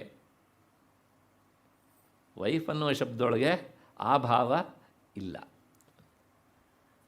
ಯಾರು ಇದನ್ನು ಒಪ್ಪಿಕೊಳ್ಳೋದಿಲ್ಲ ಅವರು ವೈಫ್ ಅಂತ ಕರೀತಾರೆ, ಒಪ್ಪಿಕೊಂಡವರು ಬೆಟರ್ ಹಾಫ್ ಅಂತ ಕರೀತಾರೆ, ಕರಿಬಹುದು ಅಂತ. ಅಷ್ಟು ಹಿನ್ನೆಲೆಯಲ್ಲಿ ಜಗನ್ಮಾತೆ ತನ್ನದೇ ಆದಂಥ ರೂಪವನ್ನು ಇನ್ನೊಂದನ್ನು ಮಾಡಿಕೊಂಡು ರಮಿಸ್ತಾಳೆ. ಆದ್ದರಿಂದ ಅವಳು ಸ್ವಾತ್ಮಾರಾಮ ಅಂತ. ಹೀಗೆ ಆ ಪರಮಾತ್ಮ ಅಥವಾ ಪರಮಾತ್ಮ ಸ್ವರೂಪಳಾದಂಥ ಜಗನ್ಮಾತೆ ತನ್ನನ್ನೇ ತಾನು ಎರಡಾಗಿ ವಿಭಾಗಿಸಿಕೊಂಡು ಆತ್ಮಕ್ರೀಡಾ ರತಳಾಗ್ತಾಳಾದ್ದರಿಂದ ಅವಳು ಸ್ವಾತ್ಮಾರಾಮಳು. ಇದು ಒಂದರ್ಥ. ಮತ್ತು ಇನ್ನೊಂದು ಅರ್ಥ ಏನು ಕೇಳಿದರೆ, ಸ್ವಾತ್ಮೈವ ಆರಾಮ ಕೃತ್ರಿಮ ವನರೂಪಂ ವಿಚಿತ್ರಂ ಜಗತ್ತು ಯಸ್ಯಾಹ ಸ ಅಂತ. ನಾನು ಆಗ ಹೇಳಿದೆ, ವಿವರಣೆ ಇಲ್ಲದಿದ್ದರೆ ಇದಕ್ಕೆಲ್ಲ ಇಷ್ಟು ಆಳಕ್ಕೆ ನಾವು ಹೋಗಲಿಕ್ಕಾಗೋದಿಲ್ಲ ಅಂತ. ಈ ಇನ್ನೊಂದು ವಿವರಣೆಯಲ್ಲಿ ಅವರು ಹೇಳ್ತಾರೆ, ದೇವಿ ತನ್ನದೇ ಆದಂಥ ಒಂದು ಕೃತ್ರಿಮವಾದಂಥ ಉದ್ಯಾನವನವನ್ನು ನಿರ್ಮಾಣ ಮಾಡಿದ್ಲಂತೆ. ಅಲ್ಲಿ ಶಬ್ದ ನೇರ ಉಂಟು, ಕೃತ್ರಿಮ ವನರೂಪಂ, ತನ್ನದೇ ಆದಂಥದ್ದು. ಅದಕ್ಕೊಂದು ಜಡ ಭಾವವನ್ನು ಹೊರಿಸಿ ಉದ್ಯಾನವನ್ನು ನಿರ್ಮಾಣ ಮಾಡಿದ್ಲಂತೆ. ಆ ಉದ್ಯಾನವನ ಯಾವುದು ಕೇಳಿದರೆ ವಿಚಿತ್ರಂ ಜಗತ್.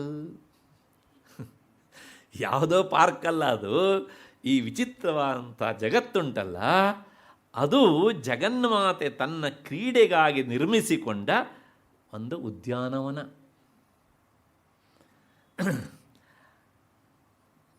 ಈ ಉದ್ಯಾನ ಅದು ಜಗತ್ತೆನ್ನುವಂಥ ಉದ್ಯಾನವನ. ಆಗ ಅವಳಿಗೆ ಈ ಕ್ರೀಡೆಗಾಗಿ ಉದ್ಯಾನವನ ಸಿಕ್ಕಿತು, ಅಂದರೆ ಅವಳೇ ಮಾಡಿಕೊಂಡಿದ್ದು. ಆದರೆ ಅದು ಅವಳಿಗಿಂತ ಭಿನ್ನ ಅಲ್ಲ.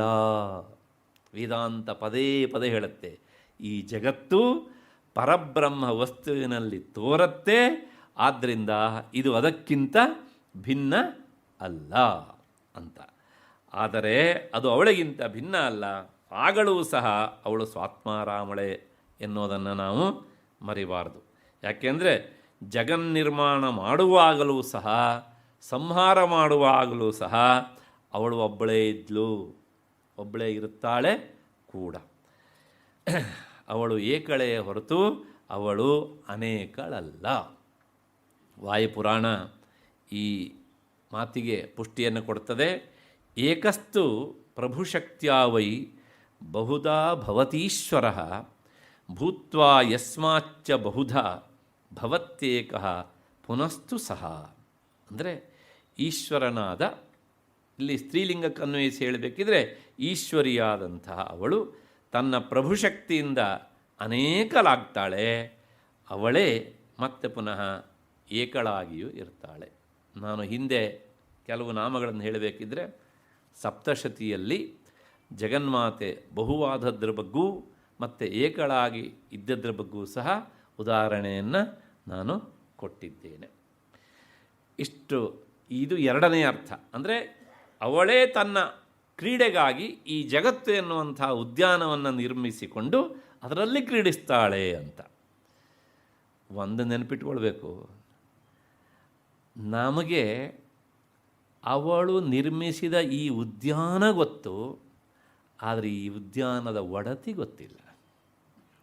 ನಾವು ಅವಳು ನಿರ್ಮಿಸಿದ ಉದ್ಯಾನವನ್ನು ನೋಡ್ತೇವೆ, ಈ ಉದ್ಯಾನದ ಹಿಂದಿರುವ ಅವಳನ್ನು ನೋಡೋ ಪ್ರಯತ್ನವನ್ನು ಮಾಡೋದಿಲ್ಲ.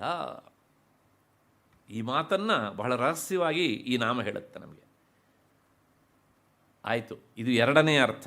ಮತ್ತು ಈ ನಾಮಕ್ಕಿರುವ ಮೂರನೇ ಅರ್ಥ, ಸ್ವಾತ್ಮಾರಾಮ ಎನ್ನುವ ಈ ನಾಮವನ್ನು ಹೀಗೂ ಬಿಡಿಸ್ಬಹುದು. ಹೇಗೆ ಅಂದರೆ ಸ್ವ ಅಂತ ಒಂದು ಪದ, ಆತ್ಮ ಅಂತ ಇನ್ನೊಂದು ಪದ, ಆರಾಮ ಅಂತ ಮೂರನೆಯ ಪದ. ಅಲ್ಲಿ ಏನು ಹೇಳಾಯಿತು? ಸ್ವ, ಆತ್ಮ, ಆರಾಮ ಅಂತಾಯಿತು. ಹೀಗೆ ಪದವಿಭಾಗ ಮಾಡಿಕೊಂಡು ಅರ್ಥ ಹೇಳಬೇಕಿಂತ ಆದರೆ ಸ್ವ ಅಂದರೆ ಸ್ವಂ, ಆತ್ಮೀಯಂ. ಯಾವುದು ಕೇಳಿದ್ರೆ ಈ ಜಗತ್ತು. ನಮಗೆಲ್ಲರಿಗೂ ಸಹ ಅತ್ಯಂತ ಆತ್ಮೀಯವಾದದ್ದು ಯಾವುದ್ರಿ? ಈ ಲೋಕದ ವಿಷಯ. ಇದಕ್ಕಿಂತ ಮಿಗಿಲಾದದ್ದು ಯಾವುದುಂಟು ಅಲ್ವಾ? ಯಾಕೆಂದರೆ ನಮ್ಮ ಪಂಚೇಂದ್ರಿಯಗಳಿಗೆ ಬೇಕಾದ ಎಲ್ಲವೂ ಸಹ ಈ ಜಗತ್ತಿಂದನೇ ಸಿಗ್ತದೆ.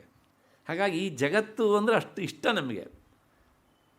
ಜಗತ್ತನ್ನು ಬಿಟ್ಟು ಹೋಗಲಿಕ್ಕೆ ಯಾರೂ ರೆಡಿ ಇರೋದಿಲ್ಲ ಅದಕ್ಕೋಸ್ಕರ ಅಲ್ವಾ? ಹಾಗಾಗಿ ಸ್ವ ಅಂದರೆ ಈ ಜಗತ್ತು, ಅಂದರೆ ತನ್ನದೇ ಆದ ಈ ಜಗತ್ತು. ಆತ್ಮ ಅಂದರೆ ಇದರ ಹಿಂದಿರುವಂಥ ಬ್ರಹ್ಮವಸ್ತು ಅಂತ ಅರ್ಥ. ಅಲ್ಲಿ ಏನು ಹೇಳ್ದಂಗೆ ಆಯಿತು ಅಂದರೆ ಅನಯೋ ಆರಾಮ ಕ್ರೀಡನಂ ವಿಹರಣಂ ವೃತ್ತಿತ್ವಂ ಯಸ್ಯಾಹವ. ಅಂದರೆ ಈ ಜಗತ್ತು ಮತ್ತು ಬ್ರಹ್ಮವಸ್ತು ಇವೆರಡೂ ಸಹ ಯಾವಳಿಗೆ ಕ್ರೀಡಾ ಸಾಮಗ್ರಿಗಳಾಗಿವೆಯೋ ಅವಳು ಸ್ವಾತ್ಮಾರಾಮ. ಪರಬ್ರಹ್ಮ ವಸ್ತುವನ್ನು ಸಹ ಅವಳು ಕ್ರೀಡಾ ಸಾಮಗ್ರಿಯನ್ನಾಗಿ ಮಾಡಿಕೊಂಡಿದ್ದಾಳೆ ಅಂತ ಇಲ್ಲಿ ಹೇಳುತ್ತೆ. ಏನು ಆಶ್ಚರ್ಯ ಇಲ್ಲ, ಪದೇ ಪದೇ ಪದೇ ಪದೇ ಬರುತ್ತೆ ಆ ಮಾತು. ಆಚಾರ್ಯ ಶಂಕರರು ದೇವಿ ಭುಜಂಗ ಪ್ರಯಾತ ಸ್ತೋತ್ರದಲ್ಲಿ ಹೇಳ್ತಾರೆ. ಅವರು ಈಶ್ವರನನ್ನು ಅಂದರೆ ಬ್ರಹ್ಮವಸ್ತುವನ್ನು ಎರಡಾಗಿ ಮಾಡಿ ಒಂದನ್ನು ಬ್ರಹ್ಮ ಇನ್ನೊಂದು ಜೀವ ಅಂತ ಕರೆಯುವ ಹಾಗೆ ಮಾಡ್ತೀಯ ನೀನು. ಅದು ಅವಳ ಆಟ. ಇದು ಸಾಕು ಅಂತ ಅನ್ನಿಸ್ದಾಗ ಆ ಜೀವ ಎನ್ನುವಂತಹ ತತ್ವವನ್ನು ಬ್ರಹ್ಮತತ್ವವನ್ನು ಸೇರಿಸಿ ಒಂದಾಗಿ ಮಾಡ್ತಾಳೆ. ಅವಳೇ ಮಾಯೆಯ ರೂಪದಲ್ಲಿದ್ದು ಈ ಕೆಲಸ ಮಾಡ್ತಾಳೆ. ಹೇಳಿ, ಆಟ ಹೌದಾ ಅಲ್ವ ಅಂತ.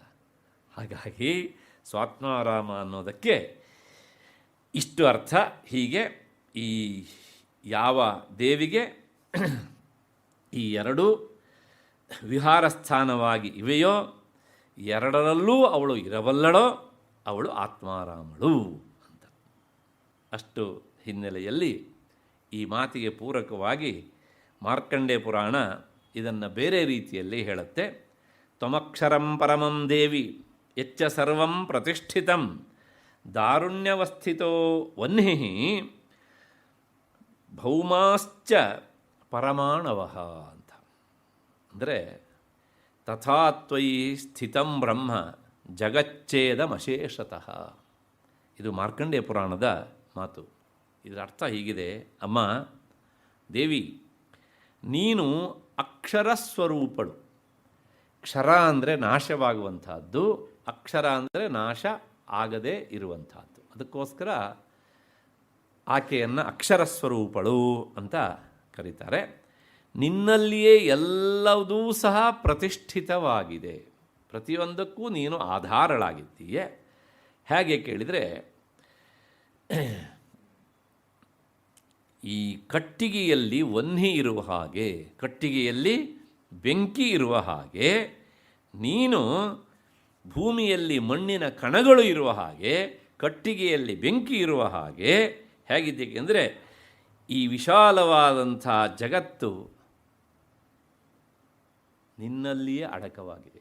ಅಂದರೆ ನೀನು ಹೇಗಿದ್ದೀಯ ಕೇಳಿದರೆ, ಆ ಭೂಮಿಯಲ್ಲಿ ಮಣ್ಣಿದೆ ಮತ್ತು ಕಟ್ಟಿಗೆಯಲ್ಲಿ ವನ್ನಿ ಇರುವ ಹಾಗೆ ಈ ಜಗತ್ತಿನ ಒಳಗೆ ನೀನು ಅಡಕವಾಗಿದ್ದೀಯ ಅಂತ. ಇದನ್ನು ಕೇಳಿದಾಗ ನಮಗೊಂದು ಸಣ್ಣ ಸಂಶಯ ಬರುತ್ತದೆ. ಇವತ್ತು ಇದೆಲ್ಲ ಸಂಶಯ ಬರೋದಿಲ್ಲ, ಯಾಕಂದರೆ ಕಟ್ಟಿಗೆಯನ್ನು ಒಟ್ಟಿ ಬೆಂಕಿ ಉರಿಸುವ ಕ್ರಮ ಪೇಟೆಯಲ್ಲಿರುವವರಿಗೆ ಗೊತ್ತೇ ಇಲ್ವಲ್ಲ. ನಾವು ಅಂದ್ಕೊಂಡಿದ್ದೇವೆ ಬೆಂಕಿಯನ್ನು ಕಟ್ಟಿಗೆಯು ಅಂಟಿಸ್ತೇವೆ ಅಂತ.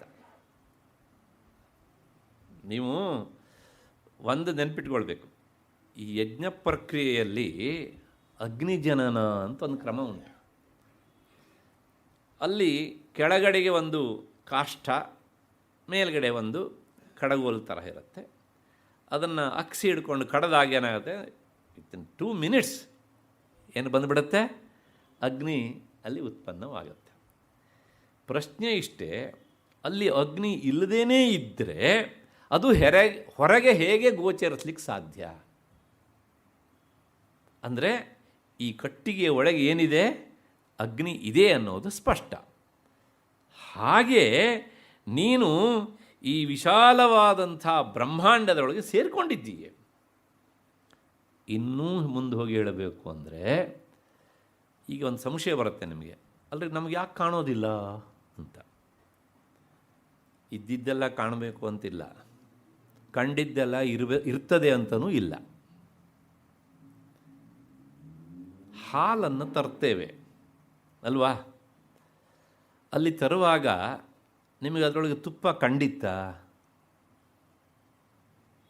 ಕಾಣಲಿಲ್ಲ ಅಲ್ವಾ? ಹಾಗಿದ್ರೆ ಹಾಲಲ್ಲಿ ತುಪ್ಪ ಇಲ್ಲ ಅಂತ ಹೇಳೋಣಮ್ಮ, ಧೈರ್ಯ ಇದೆಯಾ ನಮಗೆ? ಅದಕ್ಕೇನೇನೆಲ್ಲ ಪ್ರೋಸೆಸ್ಗಳಾಗಬೇಕು ಅಲ್ವಾ, ಕಾಯಿಸಬೇಕು. ಆಗ ತಾನಿದ್ದೇನೆ ಎನ್ನುವಂಥ ಮೊದಲ ಸೂಚನೆಯನ್ನು ಕೊಡುತ್ತೆ, ಕೆನೆ ಆಗುವುದರ ಮೂಲಕ ಅಲ್ವಾ. ಆಯಿತು, ಅದನ್ನು ಹೆಪ್ಪ ಹಾಕಬೇಕು. ಹೆಪ್ಪ ಹಾಕಿದ ಮೇಲೆ ಮತ್ತು ಪುನಃ ಮೊಸರಾಯಿತು. ಏನೋ ಒಂದು ಬದಲಾವಣೆ ಉಂಟು ಅಂತ ಗೊತ್ತಾಗುತ್ತೆ ನಮಗೆ. ಅದು ಆದ ಮೇಲೆ ಮತ್ತೆ ಪುನಃ ಕಡಿದ್ರೆ ಬೆಣ್ಣೆ ಬರುತ್ತೆ, ಹೌದು ತಾನೆ? ಬೆಣ್ಣೆಯನ್ನು ಕಾಯಿಸಿದಾಗ ತುಪ್ಪ ಆಗ್ತದೆ. ತಾಯಂದಿರಿಗೆ ಚೆನ್ನಾಗಿ ಗೊತ್ತು, ಮನೆಯಲ್ಲಿ ತುಪ್ಪ ಮಾಡೋರು ಇದ್ದರೆ. ಇನ್ನು ತಂದ್ಕೊಂಡೇ ತಿನ್ನೋರಿಗೆ ಇದೆಲ್ಲ ಪ್ರೋಸೆಸ್ ಅರ್ಥ ಆಗೋದು ಕಷ್ಟ. ಪ್ರಶ್ನೆ ಇಷ್ಟೇ, ಈಗ ನಮಗೆ ಹಾಲಿನಲ್ಲಿ ತುಪ್ಪ ಇದ್ದದ್ದು ಅನುಭವಕ್ಕೆ ಬಂತು. ಈಗ ಅನುಭವಕ್ಕೆ ಬಂತು, ಇದ್ರ ಮೊದಲೇ ಯಾಕ್ರಿ ಕಾಣಲಿಲ್ಲ ಅಂದರೆ, ಮೊದಲು ನೀವು ಈ ಎಲ್ಲ ಪ್ರೋಸೆಸ್ ಮಾಡಲಿಲ್ಲ. ಹಾಗೆಯೇ ಆ ತತ್ವ ನಮಗೆ ಅರಿವಿಗೆ ಬರಬೇಕಿದ್ರೆ ಸಾಧನಾ ರೂಪವಾದಂಥ ಪ್ರೋಸೆಸ್ಗಳಾಗಬೇಕು. ಅದಾದಾಗ ಮಾತ್ರ ಒಂದಿಷ್ಟು ಅರಿವಿಗೆ ಬರ್ತದೆ. ಯಾಕೆಂದರೆ ಮನಸ್ಸು ಶುದ್ಧವಾಗುತ್ತೆ, ಶುದ್ಧವಾದ ಮನಸ್ಸು ಅದನ್ನು ಹಿಡಿತದೆ ಅಂತ. ಅಷ್ಟು ಹಿನ್ನೆಲೆಯಲ್ಲಿ ಅಂದರೆ ಇದಾವುದೂ ಸಹ ನಿನ್ನಿಂದ ಹೊರತಾಗಿ ಇಲ್ಲವೇ ಇಲ್ಲ ಅಂತ. ಈ 3 ರೀತಿಯ ಅರ್ಥವನ್ನು ಸೌಭಾಗ್ಯ ಭಾಸ್ಕರರಿಂದ ನಾವು ನೋಡಿದೆವು. ಈಗ ಮುಂದಿನದು, ಇದಕ್ಕೆ ವೈದ್ಯನಾಥ ದೀಕ್ಷಿತರು ತಮ್ಮ ಚಂದ್ರಿಕಾ ವ್ಯಾಖ್ಯಾನ ಹೇಳ್ತಾರೆ, ಸ್ವಾತ್ಮನೇ ಸ್ವಚಿತ್ತ ವಿನೋದಾಯ ಆರಾಮ ಕ್ರೀಡಾ ಸಾಧನಂ ಪ್ರಪಂಚ ಯಸ್ಯಾಹ ಸಾ ಅಂತ ಅವರು ವಿವರಣೆ ಕೊಡ್ತಾರೆ. ಯಾವಳ ಮನೋವಿನೋದಕ್ಕಾಗಿ ಈ ಪ್ರಪಂಚವೇ ಆಟಿಕೆಯ ವಸ್ತು ಆಯಿತೋ ಅವಳೇ ಸ್ವಾತ್ಮಾರಾಮಳು. ಮೊದಲ 2ನೇ ವಿವರಣೆಯಲ್ಲಿ ಹೇಳಿದ್ದನ್ನೇ ಇವರು ಸಹ ಹೇಳ್ತಾರೆ. ಆದರೆ ಒಂದು ಮಾತು ಹೇಳ್ತಾರೆ ಅವರು, ಪಶ್ಚಾತ್ತಾಪದಿಂದ ನಾನು ಹೇಳಿದೆ ಅದನ್ನು, ಲೋಕದ ಜನರು ಆಕೆಯ ಆಟಿಕೆ ವಸ್ತುವನ್ನು ನೋಡ್ತಾರೆ ಅಷ್ಟೇ ಹೊರತು ಸಹ ಈ ಆಟಿಕೆ ವಸ್ತುವನ್ನು ಮಾಡುವವನನ್ನು ಅಥವಾ ಮಾಡಿದವಳನ್ನು ನೋಡಲಿಕ್ಕೆ ಹೋಗೋದಿಲ್ವಲ್ಲ. ಲೋಕದ ಹಣೆ ಬರ ಇದು. ನಾವು ಜಾತ್ರೆಗೆ ಹೋಗ್ತೇವೆ, ಏನೇನೋ ಆಟಿಕೆ ವಸ್ತುಗಳನ್ನು ಮಕ್ಕಳಿಗೋಸ್ಕರ ಕೊಂಡ್ಕೊಂಡು ಬರ್ತೇವೆ ಅಲ್ವಾ. ಆದರೆ ಆ ಆಟಿಕೆಗಳನ್ನು ನೋಡಿ ಖುಷಿ ಪಡ್ತೇವೆ ಅಷ್ಟೇ ಹೊರತು ಸಹ ಬೆಲೆ ಬಗ್ಗೆ ಚೌಕಾಶಿನೂ ಮಾಡ್ತೇವೆ ಅಷ್ಟೇ ಹೊರತು ಸಹ ಮಾಡುವವನು ಒಬ್ಬನು ಇದ್ದಿರಬೇಕು, ಅವನು ಎಷ್ಟೋ ಕಷ್ಟಪಟ್ಟಿರಬೇಕು ಅಂತೆಲ್ಲ ನಾವು ವಿಚಾರ ಮಾಡ್ತೇವ? ಮಾಡೋದಿಲ್ಲ. ಯಾಕೆಂದರೆ ಕೊಡೋದು ಅವನ ಹಣೆ ಬರ, ತಗೊಳ್ಳೋದು ನಮ್ಮ ಹಣೆ ಬರ ಅಂತ ಅಷ್ಟೇ. ಅಷ್ಟು ಅಂದ್ಕೊಂಡು ನಾವು ಬರ್ತಾ ಇರ್ತೇವೆ ಅಂತ. ಹೀಗೆ ಇಷ್ಟು ಹಿನ್ನೆಲೆಯಲ್ಲಿ ಇಲ್ಲಿಗೆ ಈ ನಾಮದ ವಿವರಣೆ ಆಯಿತು ಅಂತ ಅಂದ್ಕೊಂಡು ಮುಂದಿನ ನಾಮಕ್ಕೆ ಹೋಗೋಣ. 879ನೇ ನಾಮ ಸುಧಾ ಶ್ರುತಿ ಅಂತ. ಸುಧಾ ಶ್ರುತಿ ಹಾಗೆ ಅಂದರೆ ಸು ರ ಮತ್ತು ಉ. ಯಾಕೆ ಇಷ್ಟೆಲ್ಲ ಹೇಳ್ತೀರಿ ಅಂತ ನಿಮಗೊಂದು ಸಂಶಯ ಬರ್ಬೋದು. ಕೆಲವು ಪುಸ್ತಕಗಳಲ್ಲಿ ಸುಧಾ ಶ್ರುತಿ ಸ್ವರ ಉಂಟು, ಅದು ಅಷ್ಟು ಸರಿಯಾದ ಪಾಠ ಅಲ್ಲ. ಸುಧಾ ಶ್ರುತಿ ಅಂತ ಅಂದರೆ ಅರ್ಥ ಏನು ಅಂದರೆ, ಸುಧಾ ಅಂದರೆ ಅಮೃತ, ಶ್ರುತಿ ಅಂದರೆ ಅದನ್ನು ವರ್ಷಿಸುವಳು, ಅಂದರೆ ಅಮೃತ ವರ್ಷಿಣಿ ಅಂತ ಅರ್ಥ ಅದಕ್ಕೆ. ಯಾಕೆ ಅಂದರೆ ಸೃಗತವ್ ಎನ್ನುವಂತಹ ಧಾತುವಿನಿಂದ ಸಾಧಿತವಾದಂತಹ ಶ್ರುತಿ ಅನ್ನೋದಕ್ಕೆ ಸುರಿಯುವಿಕೆ ಅಥವಾ ಸೋರುವುದು, ಪ್ರಸವಿಸುವುದು ಎನ್ನುವಂಥ ಅನೇಕ ಅರ್ಥಗಳು ಇವೆ. ಇವೆಲ್ಲ ಅರ್ಥಗಳು ಪ್ರಕೃತಕ್ಕೆ ಹೊಂದಿಕೆ ಆಗುವಂಥದ್ದು. ಆದ್ದರಿಂದ ಶ್ರುತಿ ಎನ್ನುವಂಥ ಪಾಠವನ್ನು ಸ್ವೀಕರಿಸಬೇಕೇ ಅಷ್ಟೇ ಹೊರತು ಸಹ ಸುಧಾ ಶ್ರುತಿ ಎನ್ನುವಂಥ ಪಾಠ ಅಷ್ಟು ಉತ್ತಮವಾದದ್ದು ಅಲ್ಲ. ಸುಧಾಯಾ ಶ್ರುತಿ ಸುಧಾ ಶ್ರುತಿ ಅಂದರೆ ಅಮೃತದ ಸುರಿಯುವಿಕೆ ಎನ್ನುವಂಥದ್ದು. ಏನಿದು ಜಗನ್ಮಾತೆಗೂ ಅಮೃತದ ಸುರಿಯುವಿಕೆಗೂ ಏನು ಸಂಬಂಧ ಅಂದರೆ ವಿವರಣೆ ಕೊಡ್ತಾರೆ ಅವರು. ಸುಧಾಯಾ ಸಹಸ್ರಾರ ಕರ್ಣಿಕಾ ಚಂದ್ರಗತಾಯಾ ಶ್ರುತಿ ಶ್ರವಣಂ ಯಯಾ ಕುಂಡಲಿನ್ಯಾ. ನಾನು ಹಿಂದೆ ಕುಂಡಲಿನಿ ಅಂತ ನಾಮ ಬಂದಾಗ ಈ ಎಲ್ಲ ವಿಚಾರವನ್ನು ವಿಸ್ತೃತವಾಗಿ ಹೇಳಿದ್ದೇನೆ. ಆದರೂ ಈ ಅರ್ಥವನ್ನು ಹೊತ್ತು ಈ ನಾಮವೂ ಬಂದದ್ರಿಂದ ಇಲ್ಲೂ ಸಹ ಒಂದು ಸ್ವಲ್ಪ ಹೇಳ್ತೇನೆ ಅಷ್ಟೇ. ನಿಮಗೆ ಗೊತ್ತು, ಮನುಷ್ಯನ ದೇಹದಲ್ಲಿ ಸಾಮಾನ್ಯ ಕಣ್ಣಿಗೆ ಕಾಣದೇ ಇರುವಂತಹ ಷಟ್ಚಕ್ರಗಳಿವೆ ಅಂತ. ಇಲ್ಲಿ ಸಹಸ್ರಾರ, ಅರ ಅಂದರೆ ದಳ ಅಂತ ಅರ್ಥ. 1000 ದಳದ ಕಮಲ ಅದು ಉಂಟು ತಲೆಯಲ್ಲಿ, ಪ್ರತಿಯೊಬ್ಬರ ತಲೆಯಲ್ಲೂ ಸಹ ಅದು ಇರುತ್ತೆ. ಆದರೆ ನಾವು ನಮ್ಮ ತಲೆಯನ್ನು ಅದಕ್ಕೋಸ್ಕರ ಉಪಯೋಗಿಸೋದಿಲ್ಲ ಅಷ್ಟೇ. ಅಷ್ಟು ಹಿನ್ನೆಲೆಯಲ್ಲಿ ಈ ಸಹಸ್ರಾರ ಮೂಲಾಧಾರ, ಸ್ವಾಧಿಷ್ಠಾನ, ಮಣಿಪುರ, ಅನಾಹತ, ವಿಶುದ್ಧಿ, ಆಜ್ಞಾ ಮತ್ತು ಸಹಸ್ರಾರ ಇವಿಷ್ಟು ಸಾಧನೆಯ ಚಕ್ರಗಳು. ಇದು ಸಾಧ್ಯವಾದಂಥದ್ದು. ಇಲ್ಲಿಗೆ ಬಂದಾಗ ಜಗನ್ಮಾತೆ ಅಂದರೆ ಜಗನ್ಮಾತೆ ಅಂತ ನಾವು ಪುರಾಣ ಪ್ರಸಿದ್ಧವಾದ ಶಬ್ದ ಹೇಳ್ತೇವೆ. ತಂತ್ರಶಾಸ್ತ್ರದಲ್ಲಿ ಆಕೆಯನ್ನು ಕುಂಡಲಿನಿ ಅಂತ ಕರೀತಾರೆ ಅಂತ. ಆ ಕುಂಡಲಿನಿ ಅಂತ ಕರೆಸಿಕೊಳ್ಳುವಂಥ ಜಗನ್ಮಾತೆ ಸಾಧನೆಯ ಮೂಲಕ ಮೇಲಕ್ಕೆ ಮೇಲಕ್ಕೆ ಬಂದಾಗ, ಇಲ್ಲಿ ಬಂದು ನಿಂತಾಗ ಇಲ್ಲೊಂದು ಚಂದ್ರಮಂಡಲ ಉಂಟು. ಆ ಸಹಸ್ರಾರವೇ ಚಂದ್ರಮಂಡಲ. ಅದರ ಮಧ್ಯದಲ್ಲಿ ಒಂದು ಮೊಗ್ಗುಂಟು. ಆ ಮೊಗ್ಗಿನ ಮಧ್ಯದಲ್ಲಿ ಅಮೃತ ಉಂಟು. ಅವಳು ಬಂದು ಅದನ್ನು ಕಡಿದಾಗ ಅಲ್ಲಿಂದ ಅಮೃತ ಶ್ರವಣ ಆಗುತ್ತೆ. ಪ್ರಪಂಚಂ ಸಿಂಚಂತಿ ಪುನರಪಿ ರಸಾಮ್ರಾಯ ಮಹಸಃ, ಶಂಕರ ಭಗವತ್ಪಾದರ ಮಾತು. ಆಗ ಆ ಅಮೃತ ಶ್ರವಣ ಆದಾಗ ಈ ಪ್ರಪಂಚ, ಯಾವ ಪ್ರಪಂಚ? ಈ ಪ್ರಪಂಚ ಅಲ್ಲ, ಪಂಚ ಪಂಚ ಪಂಚ ಪಂಚ ಪಂಚ ಪ್ರಪಂಚ. ಪಂಚ ಪ್ರಾಣಗಳು, ಪಂಚಭೂತಗಳು, ಪಂಚ ತನ್ಮಾತ್ರೆಗಳು, ಪಂಚ ಜ್ಞಾನೇಂದ್ರಿಯಗಳು, ಪಂಚ ಕರ್ಮೇಂದ್ರಿಯಗಳು. ಎಷ್ಟಾಯಿತು? 5 ಪಂಚ ಆಯಿತು. ಹಾಗಾಗಿ ಇದು ಪ್ರಪಂಚ. ಪ್ರಪಂಚಂ ಸಿಂಚಂತಿ, ಇದನ್ನು ಒದ್ದೆ ಮಾಡಿಸಿ ಬಿಡ್ತಾಳೆ ಅವಳಿಗೆ ಅಂತ.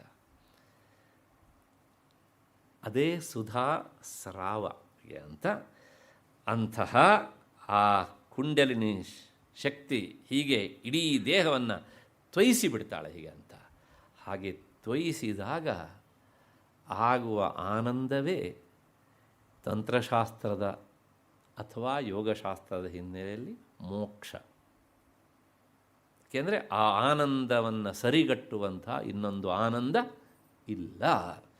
ಹಾಗಾಗುವಾಗ ಎಷ್ಟೋ ಹೊತ್ತು, ಎಷ್ಟೋ ದಿನ ಆತ ಈ ಬಾಹ್ಯ ಪ್ರಪಂಚವನ್ನು ಮರಿತಾನೆ ಸಾಧಕ. ಒಂದು ಮಾತನ್ನು ಹೇಳಬೇಕು ನಾನಿಲ್ಲಿ.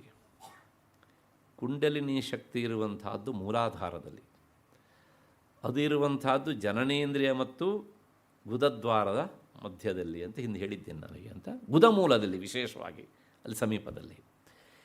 ಈ ಶಕ್ತಿ ಮೇಲ್ಮುಖವಾಗಿ ಹರಿದರೆ ಅದು ಅಧ್ಯಾತ್ಮ, ಕೆಳಮುಖವಾಗಿ ಹರಿದರೆ ಅದು ಕಾಮ.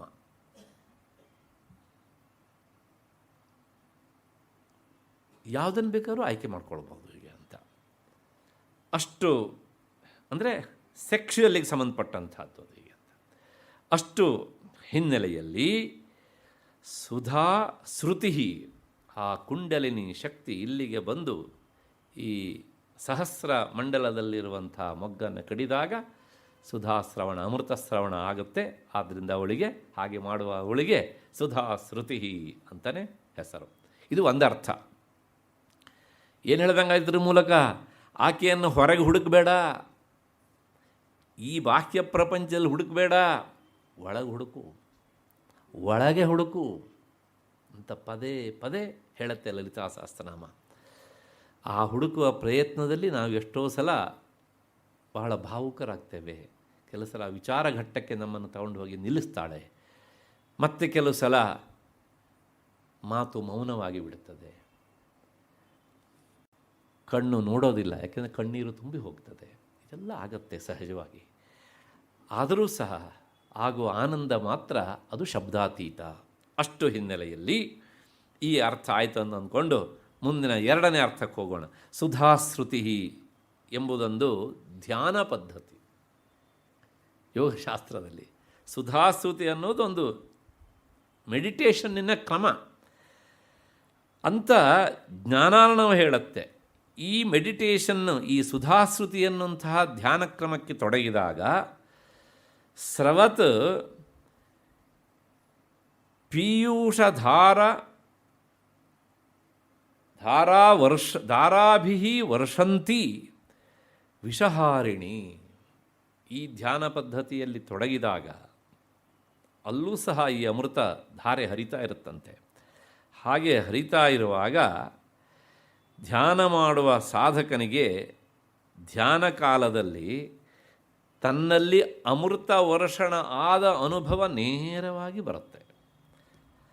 ಮತ್ತು ಈ ಸಾಧಕನಿಗೆ ಯಾವುದೇ ರೀತಿಯ ವಿಷಜಂತುಗಳು ಕಡಿದರೂ ಸಹ ಆ ಕಾಲದಲ್ಲಿ ಅದು ಏನೂ ಕೆಲಸ ಮಾಡೋದಿಲ್ಲ.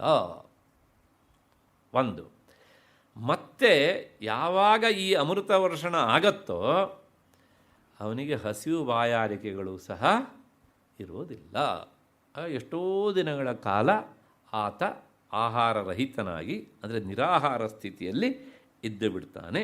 ಇಂಥ ಧ್ಯಾನ ಪದ್ಧತಿಯಲ್ಲಿ ಇರುವವಳಾದ್ದರಿಂದ ಅಥವಾ ತನ್ನ ಭಕ್ತರಿಗೆ ಈ ರೀತಿಯಾದಂತಹ ಒಂದು ಧ್ಯಾನ ಪದ್ಧತಿಯನ್ನು ತಿಳಿಸುವವಳಾದ್ದರಿಂದ ಅವಳು ಸುಧಾಶ್ರುತಿ ಅಂತ. ಇದು ಎರಡನೇ ಅರ್ಥ. ಇದಾದ ಮೇಲೆ ಚಂದ್ರಿಕಾ ವ್ಯಾಖ್ಯಾನ ಅವ್ರು ಹೇಳ್ತಾರೆ, ಅಮೃತ ನಿಶ್ಚಂದ ಸ್ವರೂಪಿಣಿಯಾದವಳೇ ಸುಧಾಶ್ರುತಿ.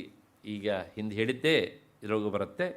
ಹೀಗೆ ದೇವಿಯನ್ನು ಧ್ಯಾನಿಸುವಾಗ ಏನಾಗುತ್ತೆ ಅಂದರೆ ಅತಿಯಾದಂಥ ಜ್ವರದ ಬಾಧೆಯೂ ಸಹ ಶಮನವಾಗಿ ಬಿಡುತ್ತಂತೆ. ಅಂದರೆ ದೇವಿ ಅಮೃತ ನಿಶ್ಚಂದ ಮಾಡುವವಳು, ಸ್ರವಿಸುವವಳು ಅಂತ ಪದೇ ಪದೇ ಪದೇ ಪದೇ ಧ್ಯಾನ ಮಾಡ್ತಾ ಹೋದಾಗ ಜ್ವರ ಬಂದವನ ಜ್ವರ ಕಡಿಮೆ ಆಗುತ್ತೆ. ಈಗ ನಿಮಗೊಂದು ಸಂಶಯ ಬರುತ್ತೆ, ಅಲ್ರಿ ಅವನು ಕಾಯಿಲೆ ಬಿದ್ದವನು, ಅವನು ಹ್ಯಾಂಗ್ರಿ ಇದನ್ನೆಲ್ಲ ಮಾಡೋಕ್ಕಾಗತ್ತೆ ಅಂತ. ಅಂಥ ಸಂದರ್ಭದಲ್ಲಿ ಆಚಾರ್ಯ ಶಂಕರ ಭಗವತ್ಪಾದ ಹೇಳ್ತಾರೆ, ಅವರು ಕಿರಂತಿ ಮಂಗೇಭ್ಯ ಕಿರಣ ನಿಕುರುಂಬಾಮೃತರಸಂ ಹೃದಿತ್ವಾ ಮಾಧತ್ತೆ ಹಿಮಕರ ಶಿಲಾಮೂರ್ತಿಮಿವಯ ಸಸರ್ಪಾಣಾಂ ದರ್ಪಂ ಶಮಯತಿ ಶಕುಂತಾಧಿಪ ಇವ ಜ್ವರಪ್ಲುಷ್ಟಾನ್ ದೃಷ್ಟ್ಯ ಸುಧಯತಿ ಸುಧಾಧಾರಸಿರಯ. ಅವನ ಹತ್ರ ಆಗದಿದ್ದರೆ ಈ ಶ್ಲೋಕವನ್ನು, ಅಂದರೆ ಈ ಧ್ಯಾನ ಪದ್ಧತಿಯನ್ನು ತಿಳಿದು ಅರಗಿಸಿಕೊಂಡವನು ಈ ಶ್ಲೋಕವನ್ನು ಹೇಳ್ತಾ ಅಥವಾ ಈ ನಾಮದ ಅರ್ಥವನ್ನು ಮನಸ್ಸಿಗೆ ತಂದುಕೊಂಡು ಪದೇ ಪದೇ ಆ ಜ್ವರ ಪೀಡಿತನಾದವನನ್ನು ತನ್ನ ದೃಷ್ಟಿಯಿಂದ ನೋಡಿದಾಗ ಅವನ ಜ್ವರ ವಾಸಿ ಆಗ್ತದೆ ಅಂತ. ಇದೇನು ಅತಿಶಯೋಕ್ತಿ ಅಲ್ಲ.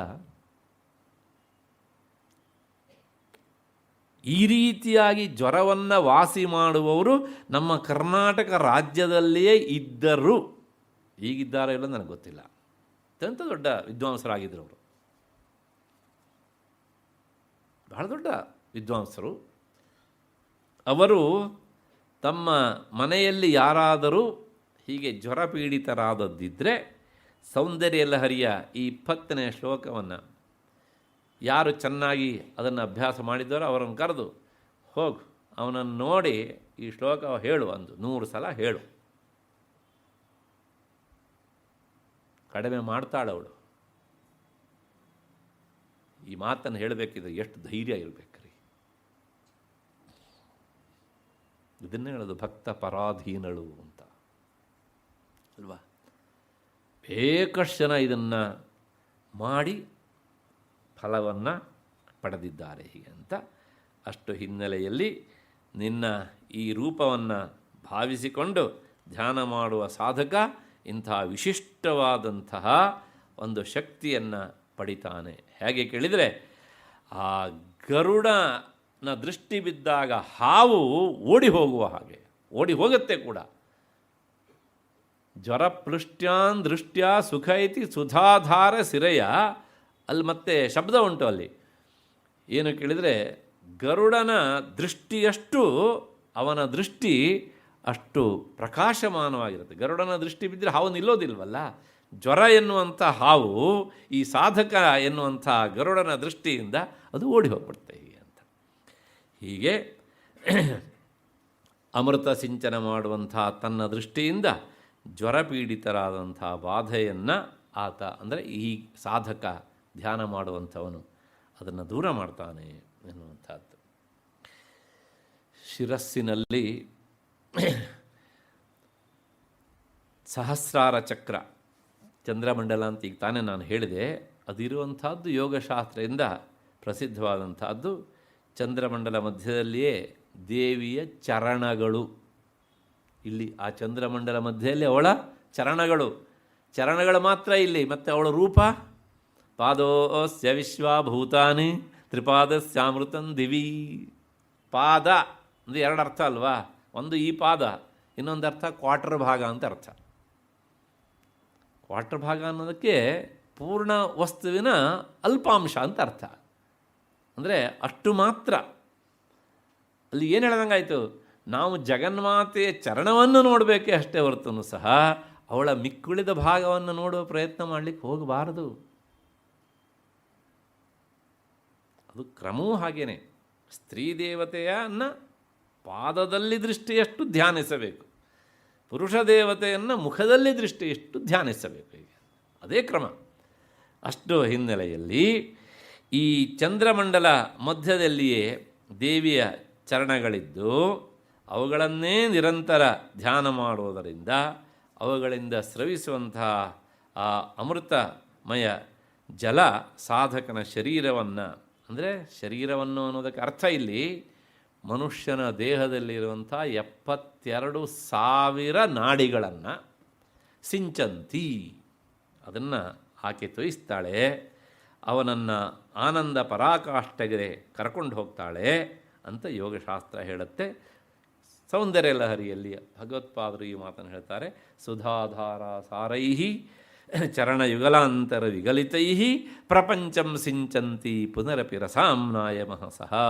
ಕೊನೆಗೆ ಇಲ್ಲಿಗೆ ಬಂದಂಥ ಅವಳು ಕೊನೆಗೇನು ಮಾಡಿದ್ರೆ ಕೇಳಿದರೆ, ಅವಾಪ್ಯ ಸ್ವಾಂಭೂಮಿಂ ಭುಜಗ ನಿಬಮಧ್ಯುಷ್ಟ ವಲಯಂ ಸ್ವಮಾತ್ಮಾನಂ ಕೃತ್ವ ಸ್ವಪಿಷಿ ಕುಲಕುಂಡೇ ಕುಹರಿಣಿ. ಮತ್ತು ಆ ಕುಂಡಲಿನಿ ಶಕ್ತಿ ಮೂಲಾಧಾರಕ್ಕೆ ಬಂದು ಅಲ್ಲಿ ನಿಂತು ಬಿಡ್ತಾಳೆ ಹೀಗೆ ಅಂತ. ಅಷ್ಟು ಹಿನ್ನೆಲೆಯಲ್ಲಿ ಈ ನಾಮದ ಅರ್ಥವೂ ಸಹ ಆಯಿತು ಅಂತ ಅಂದ್ಕೊಂಡು ಇಲ್ಲಿಗೆ ನಿಲ್ಲಿಸ್ಕೊಳ್ಳೋಣ ಈ ನಾಮದ ಅರ್ಥವನ್ನು. ಇದ್ರ ಬಗ್ಗೆ ಹೆಚ್ಚಿನ ವಿಚಾರ ಬೇಕು ಅಂತ ಬಯಸುವವರು ಸೌಂದರ್ಯ ಲಹರಿಯ ಅನುವಾದ ಗ್ರಂಥವನ್ನು ವೇದಾಂತ ಭಾರತಿಯಲ್ಲಿ ಸಿಗ್ತದೆ, ಅದರಲ್ಲಿ ನೋಡಬಹುದು ಒಂದು. ಅದರ ಜೊತೆಗೆ ಸೌಂದರ್ಯ ಲಹರಿಯಲ್ಲಿ ಭಕ್ತಿ ಅಂತ ಇನ್ನೊಂದು ಪುಸ್ತಕ ಉಂಟು, ಅಲ್ಲೂ ಸಹ ಇದಕ್ಕೆ ಸಂಬಂಧಪಟ್ಟ ಹಾಗೆ ಒಂದಿಷ್ಟು ಮಾಹಿತಿಗಳು ಸಿಗ್ತವೆ. ಇಷ್ಟನ್ನು ತಿಳಿಸ್ತಾ ಮತ್ತೆ 880ನೆಯ ನಾಮ, ಆ ನಾಮದ ಹೆಸರು ಸಂಸಾರ ಪಂಕ ನಿರ್ಮಗ್ನ ಸಮುದ್ಧರಣ ಪಂಡಿತ. ಲಲಿತಾ ಸಹಸ್ರನಾಮದ ಕೆಲವು ನಾಮಗಳ ಅರ್ಥ ಮನಸ್ಸಿನ ಆಳಕ್ಕೆ ಹೋಗಿಬಿಟ್ಟರೆ ನಾವು ಪಾರಾಯಣ ಮಾಡುವವರು ಅಲ್ಲೇ ಎಷ್ಟೋ ಹೊತ್ತುಗಳ ಕಾಲ ನಿಲ್ಲಬೇಕಾಗತ್ತೆ. ಮತ್ತು ಕೆಲವು ಜನರಿಗೆ ನಿಲ್ಲಬೇಕಾದ ಅವಶ್ಯಕತೆ ಇಲ್ಲ. ಯಾಕೆ ಕೇಳಿದರೆ ಅದು ಅರ್ಥವೇ ಆಗಿರೋದಿಲ್ಲ. ಅರ್ಥ ಆದರೆ ಮತ್ತೆ ಮುಂದಕ್ಕೆ ಹೋಗಲಿಕ್ಕೆ ಆಗುವುದಿಲ್ಲ. ಇಂಥ ಎಷ್ಟೋ ನಾಮಗಳಿವೆ. ಒಂದು ನಾಮ ಜನ್ಮ ಮೃತ್ಯು ಜರಾ ವ್ಯಾಧಿ ಅಂತ ನಾಮ ಬರ್ತದೆ ಮುಂದೆ. ಪ್ರಾತಸ್ಮರಣೀಯರಾದಂತಹ ಚಂದ್ರಶೇಖರ ಭಾರತಿ ಸ್ವಾಮಿಗಳು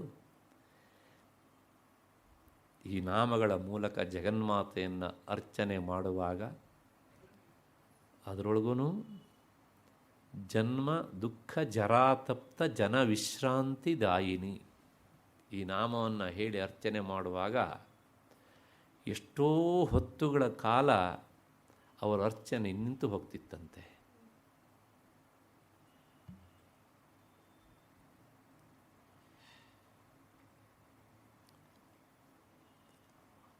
ಹಾಗಿದ್ದರೆ ಕೈ ಅರ್ಚನೆ ಮಾಡೋದು ನಿಂತು ಹೋಗ್ತಿತ್ತು, ಒಳಬಗೆಯಲ್ಲಿ ಅವರು ಧ್ಯಾನ ಸ್ಥಿತಿಗೆ ಹೋಗಿಬಿಡ್ತಾಯಿದ್ರು ಹೀಗೆ ಅಂತ. ಯಾಕೆ ಈ ಮಾತನ್ನು ಹೇಳಿದೆ ಅಂದರೆ, ನಾವು ಅರ್ಥ ಮಾಡಿಕೊಂಡು ಹೇಳಿದಾಗ ನಮ್ಮ ಮನಸ್ಸಿಗೂ ಅದು ತಾಕ್ತದೆ, ಖಂಡಿತವಾಗಿಯೂ ಸಹ ಸಾಕ್ತದೆ. ಅದರ ಅರ್ಥ ಮಾಡಿಕೊಳ್ಳುವಂಥ ಪ್ರಯತ್ನವನ್ನು ನಾವು ಮಾಡಬೇಕು. ಮಾಡದೇ ಇದ್ದರೆ ಅದು ಏನೂ ಆಗೋದಿಲ್ಲ, ಅಷ್ಟೇ, ಏನೂ ಆಗೋದಿಲ್ಲ. ಏನಾಯಿತು ಕೇಳಿದ್ರೆ ಪಾರಾಯಣ ಆಯಿತು, 20 ನಿಮಿಷಕ್ಕೆ ಮುಗಿಸ್ತೇನೆ ರೀ ಅಂತ. ಇಲ್ಲೇ ಒಂದು ಅನುಭವ ಗೊತ್ತಿರಬೇಕು. ಒಬ್ಬ ತಂದೆ ಮತ್ತು ಮಗಳು, ಆವಾಗೆಲ್ಲ ಪೇಪರಲ್ಲಿ ಬರ್ತಾಯಿತ್ತು, ಈಗ ಪೇಪರಲ್ಲಿ ಬರ್ತಾ ಇರುತ್ತೋ ಇಲ್ಲೋ ನನಗೆ ಗೊತ್ತಿಲ್ಲ. ಪದೇ ಪದೇ ಲಲಿತಾ ಸಹಸ್ರನಾಮ ಅಂತ ಪತ್ರಿಕೆಯಲ್ಲಿ ಬಂದಿದ್ದನ್ನು ನೋಡಿ ಆಶ್ಚರ್ಯಗೊಂಡು, ಏನು ಹೇಳ್ತಾರೆ, 20 ನಿಮಿಷಕ್ಕೆ ನಾವು ಪಾರಾಯಣ ಮುಗಿಸ್ತೇವೆ, ಇಷ್ಟೆಲ್ಲ ಹೇಳುವಂಥದ್ದು ಏನುಂಟು ಅಂತ ನೋಡೋದಕ್ಕೆ ಅಂತಲೇ ಬಂದಿದ್ದರು ಇಲ್ಲಿ. ಆಮೇಲೆ ಪ್ರಾಮಾಣಿಕವಾಗಿ ಹೇಳಿದರು ಅವರು ಹೀಗೆ ಅಂತ, ಅಷ್ಟೆಲ್ಲ ಹೇಳುವಂಥದ್ದು ಏನಿರುತ್ತೆ ಇದಕ್ಕೆ ಅಂತ. ಆಮೇಲೆ ಕುಳಿತು ಸಂತೋಷದ ಕಣ್ಣೀರನ್ನು ಸುರಿಸಿ ಹೋದರು. ಮತ್ತು ಆಮೇಲೆ ಬಂದಂಗಿಲ್ಲ, ಯಾಕೆಂದರೆ ಮತ್ತೆ ಕಣ್ಣೀರು ಬಂದುಬಿಟ್ರೆ ಕಷ್ಟ ಆಗುತ್ತಲ್ಲ ಅಂತ ಇದ್ದರೂ ಸಹ ಇರಬಹುದು, ಅಥವಾ ಸಾಕು ನಮಗಿಷ್ಟೇ ಅಂತ ಅಂದ್ಕೊಂಡಿದ್ದರೂ ಸಹ ಇರಬಹುದು.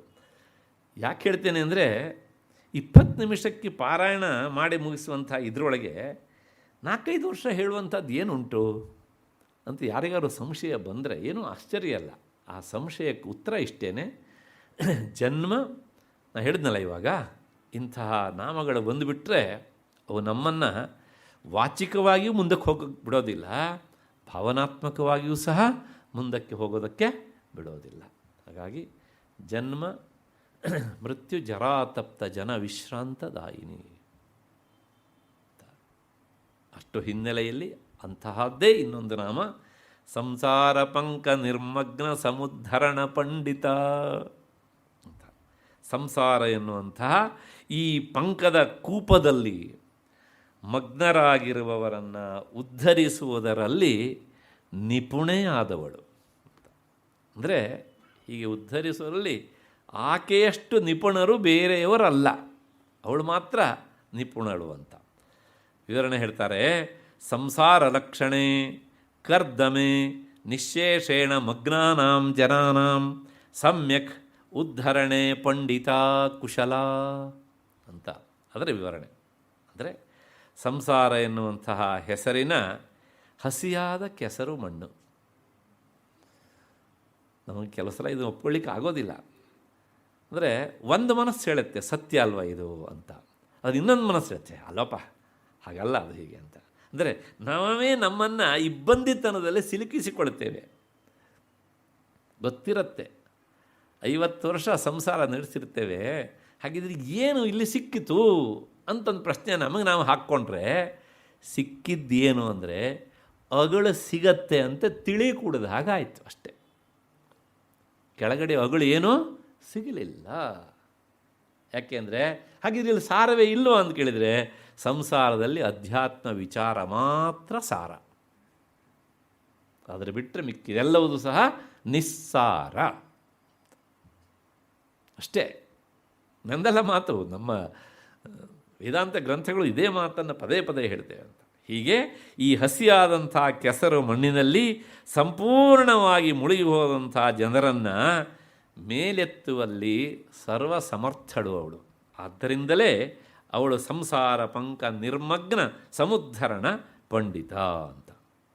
ಈಗ ಒಂದು ಸಂಶಯ ಬರ್ತದೆ ನಮಗೆ, ಅಲ್ರಿ ಈ ಸಂಸಾರಕ್ಕೆ ಮತ್ತು ಹಸಿಯಾದ ಕೆಸರು ಮಣ್ಣಿಗೆ ಯಾಕೆ, ಅಂದರೆ ಈ ಸಂಸಾರವನ್ನು ಈ ಹಸಿಯಾದ ಕೆಸರು ಮಣ್ಣಿಗೆ ಯಾಕೆ ಹೋಲಿಸಬೇಕು? ಹಾಗಿದ್ರೆ ನಾವೆಲ್ಲ ಅಷ್ಟೆಲ್ಲ ಕೆಸರು ಮಣ್ಣನ್ನು ಅಂಟಿಸ್ಕೊಂಡವ್ರಾ? ನಾವೆಲ್ಲರೂ ಸಹ ಅಂಟಿಸ್ಕೊಂಡಿರ್ತೇವೆ, ಆದರೆ ಅಂಟಿಸ್ಕೊಂಡಿದ್ದೇವೆ ಅಂತ ಹೇಳುವ ಧೈರ್ಯ ನಮಗಿಲ್ಲ ಹೀಗೆ ಅಂತ. ಆದ್ದರಿಂದ ಸಂಸಾರವನ್ನು ಈ ಪಂಕಕ್ಕೆ, ಪಂಕ ಅಂದರೆ ಕೆಸರು ಮಣ್ಣು, ಅದಕ್ಕೆ ಯಾಕೆ ಹೋಲಿಸಬೇಕು ಅನ್ನೋದು ಮೂಲಭೂತವಾದ ಬಹಳಷ್ಟು ಜನರ ಮನಸ್ಸಿನಲ್ಲಿ ಬರುವಂಥ ಪ್ರಶ್ನೆ. ಅದು ಎಷ್ಟಂದ್ರೂ ನೋಡಿ ಹೊಲಸಲ್ವಾ, ಅದು ಅಂಟುತ್ತದೆ ಅಲ್ವಾ. ಹಾಗಾಗಿ ಈ ಅಂಟುಕೆಯನ್ನು ಇವತ್ತೇ ಅಂಟಿಸ್ಕೊಂಡು ಹೋಗೋದು ಬೇಡ ಮನೆಗೆ, ನಾಳೆ ಬಂದಮೇಲೆ ಫ್ರೆಶ್ ಆಗಿ ಅಂಟಿಸ್ಕೊಳ್ಳೋಣ. ಅದಕ್ಕೋಸ್ಕರ ಅಲ್ಲಿವರೆಗೆ ನಿಮಗೆಲ್ಲರಿಗೂ ಸಹ ನಮಸ್ಕಾರ ಮತ್ತು ಕೃತಜ್ಞತೆಯನ್ನು ಹೇಳ್ತಾ ಈ ನಾಮದ ವಿವರಣೆಯನ್ನು ಇಲ್ಲಿಗೆ ನಿಲ್ಲಿಸ್ಕೊಳ್ಳೋಣ. ನಾಳೆ ಬಂದಾದ ಮೇಲೆ ಅದು ಏನು ಅಂತ ನೋಡೋಣ. ನಿಮಗೆಲ್ಲರಿಗೂ ಕೃತಜ್ಞತೆಗಳು.